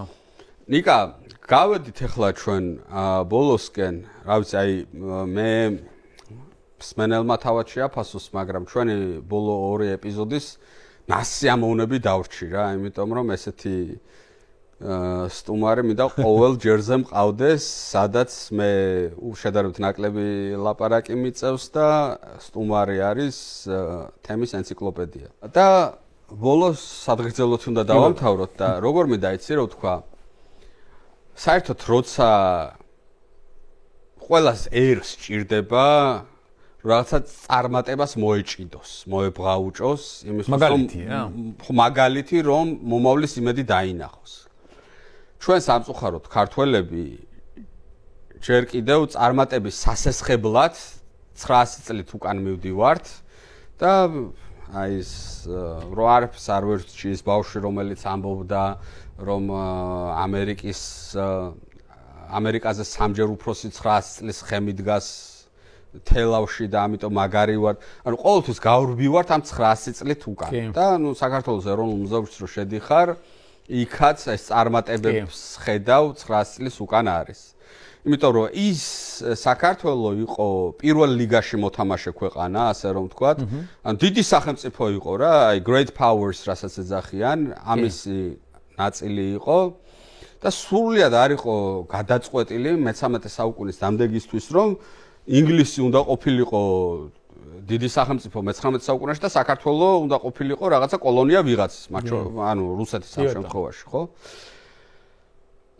მე მინდა ჩვენ ქვეყანას უსურო რომ წარმატების სასესხებლად არ გავიქცეთ 900 წლის უკან, რომ წარმატება იყოს აქ. წარმატება იყოს ახლა. იმიტომ რომ ეს გვჭირდება ჩვენ რა, რომ ანუ ჩვენი სიყვარული, ჩვენი პატივისცემა, ჩვენი მოგზაურობა და მოწიწება აი ამ ოქროს ხანის მონარქებს, რა თქმა უნდა. მაგრამ ქართველებს უსურვებ, რომ ეამაყოთ დღევანდელობით, ეამაყოთ ხვალინდელი დღით და აი კიდევ ერთი რამ რომ რატომ გახდა ინგლისი, ვთქვათ, მე-19 საუკუნეში ის დიდი იმპერია და საქართველო რატო იყო კოლონია. მე-13 საუკუნეში მოვიდა იზოლაცია საქართველოში. კი ბატონო. აი, ხო თქვით რომ საქართველოს ეს ოქროს ხანა განაპირობა იმან რომ ამ ფრანკ ჯვაროსნებთან ვიყავით მოკავშირეები, გარშემო შემოსუსტდნენ დიდი იმპერიები, ამ დიდ იმპერიებს ეს ფრანკები ასუსტებდნენ და ისინი ებრძოდნენ და ყველა ქართველი მეფის წარმატება დამოკიდებული იყო იმაზე, რომ ეს დიდი იმპერიები გარშემო სუსტებოდნენ, ხო? ახლა აი იმ დიდ იმპერიას, რომელიც ბოლო 3 საუკუნეა თითქმის სისხლს გვიშრობს, აქვს სამკვდრო-სასიცოცხლო ბრძოლა უკრაინაში და თუ გაიმარჯვა, იმავე იზოლაციას გვიპირებს გარე სამყაროსგან, რაც მონღოლებმა გაგვიკეთეს. და საქართველოს ეს გრძელი ისტორია მოწმობს იმას, რომ რამდენჯერაც იზოლაციაში ვიყავით, იმდენჯერ დეგრადირება და გაუბედურება მოხდა.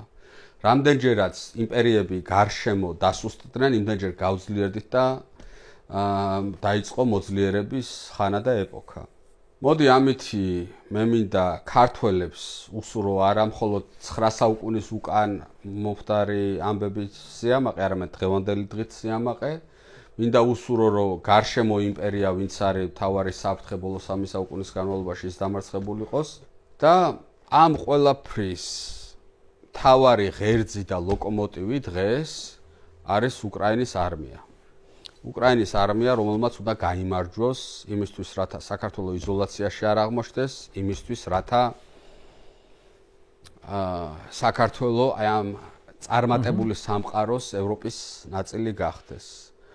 ამიტომ გაუმარჯოს საქართველოს როგორც 9 საუკუნის წინანდელ, ასევე დღევანდელ და ხვალინდელ წარმატებას და გამარჯვებას. გამარჯვოს.